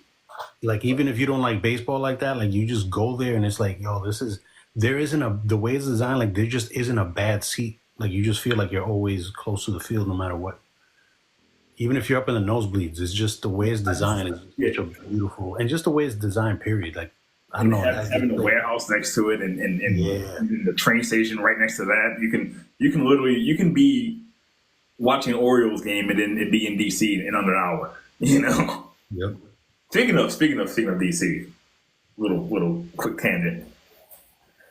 It's a good time to be a Baltimore person working in DC because the Ravens slapped the Commanders on Sunday, and I have been insufferable to my coworkers the last 2 days now. You've been walking around like Vince McMahon. You've been strutting around exactly. It's my friends on Facebook, my coworkers. I have been the worst person on the planet since Sunday at 4:00. You've been doing the strut. No, yo. I'm like, oh, what's the score for the game Sunday for Commanders? Oh, dang, who do they play? Oh, right. Oh, that's hilarious. I also, if I want to like annoy some of the older football fans down here in DC, I will refuse to acknowledge the Redskins ever existed. I'm like, who are you talking about? Commanders, and they hate it, they hate the name. Oh my! I'm like, you have shown me a weakness. I'm about to get on y'all nerves. Let me tell you, I was getting on those people's nerves for decades because even when they were the Redskins forever, there was just something about that name I just I never liked it. Period, and I stood on business with that shit. I'm like, yo, do you not understand how fucking racist that name is? Like, y'all bugging, yo. Yeah, like, come on, guys. Wow, that shit is diabolical, man. Like, how is it? And the people would defend it and shit. And I'm like, yo, you don't understand. Like, bro. Like, fuck. And then when they changed the name to football team for like 2 years, oh, I was real bad then. A team has no name. Yo, you know who was doing the Lord's work? There was this one dude. I don't know. I can't remember his name right now, but he put out his own T-shirt line that said the Caucasians, and it was like the Braves. You see that joint? It's like the Braves face, but like a white guy instead. The Indians. The Cleveland Indians is right. He used that as the basis for the logo. Yeah. And it said the Caucasians, and he was pissing people off. He kept posting videos on his page about people's reactions to his T-shirt. Yeah, and it's funny because like outside of the skin tone, it was the same character that he used for the Indians logo. Exactly. And mind you, Caucasians isn't even a derogatory word like that. It's just a description. Even that was offending them. Yep.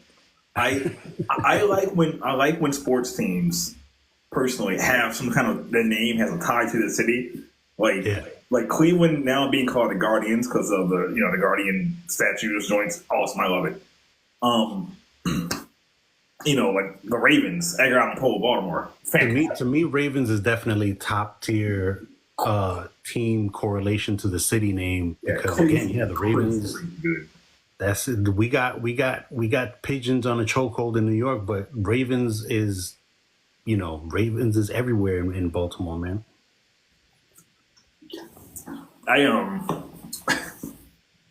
I did not know how serious the NY pigeon chokehold was until my ex. I'm like, oh, this is real for y'all, huh?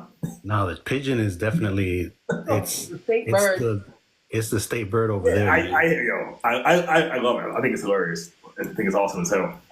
And honestly, when you actually look into the actual nature of the pigeon, for as many people who don't know about it, they think they're dirty and they're like, oh, they're rats with wings. It's like, nah. Pigeons are actually another beautiful bird as well, man. They're just dopes. That's some New York shit to say. Pigeons are a beautiful bird. They are. They're just dopes. They're one of the few species that also mate for life. Really? Mm-hmm. And the only reason they're here is because we put them here and then abandoned them. Once they couple up, they're like penguins. Once they find their couple, their forever bird. Once they find their forever mate, that's they get married and shit. They stay with the same bird. Yep. I'm gonna go with the Animaniacs version. They're mafia. Yep. Pigeons are mafia, bro. Forever. If you blood in, blood out. If you go to the Spy Museum in DC, they have one in New York too. There's so much pigeon as spies memorabilia. It's hilarious. Wow. Yeah, pigeons played a huge role in so many parts of history as well. There's a saying like a stool pigeon. It's like means a snitch. I wonder where that comes from. Oh, I used to know where it came from. Stool pigeon. I'm gonna have to look that back up. But yeah, no, I knew where the origin for that was. I don't know. Curious. All right, folks. I actually overstayed my own welcome. I gotta wrap it up. All right, I'm gonna log off too, so I can do some battles. Because I'm a night owl as it is, and if I'm gonna be up because I got conference. I got a bunch of shit to finish. I'm at work till 6, so I ain't going nowhere. I'll be here. I'll naturally be up till 6 if you let me. Also, now that I'm working a regular job again, like I gotta force myself to be in bed by like midnight. I had to take a nap just so that I could be up because I'm gonna be up all night working on these cosplayers. Yo, but it was a pleasure, folks, and as always, join us next Monday. We do every Monday. Good meeting. If you come back up here anytime soon, slide my DM so we can link up. Yeah, make sure you follow each other as well. I followed everyone that was here tonight. I hit all the boxes already. That's what's up. And I'm constantly posting. I got like 2 years maybe worth of videos that I'm editing and posting. So even tonight I posted something from an event that I was at like maybe like 2 years ago So you can check that out on my page. I'm constantly posting. I'm posting my people's businesses, and I'm a foodie, so I'm constantly posting stuff about Baltimore on my page. So deal. Check it out, man. Appreciate it. I got you. All right, folks. Good night, man. Bye. Have a good night. Thanks for joining us. See, look at you. See how as soon as I'll be like, oh, I'm about to leave, they start letting people in. Yeah, every time. But I have to close out. I'm gonna come back in because I'm gonna do a different one. And I want to be able to download this one so I can post it to YouTube later. This was a good one, right? It was a good one.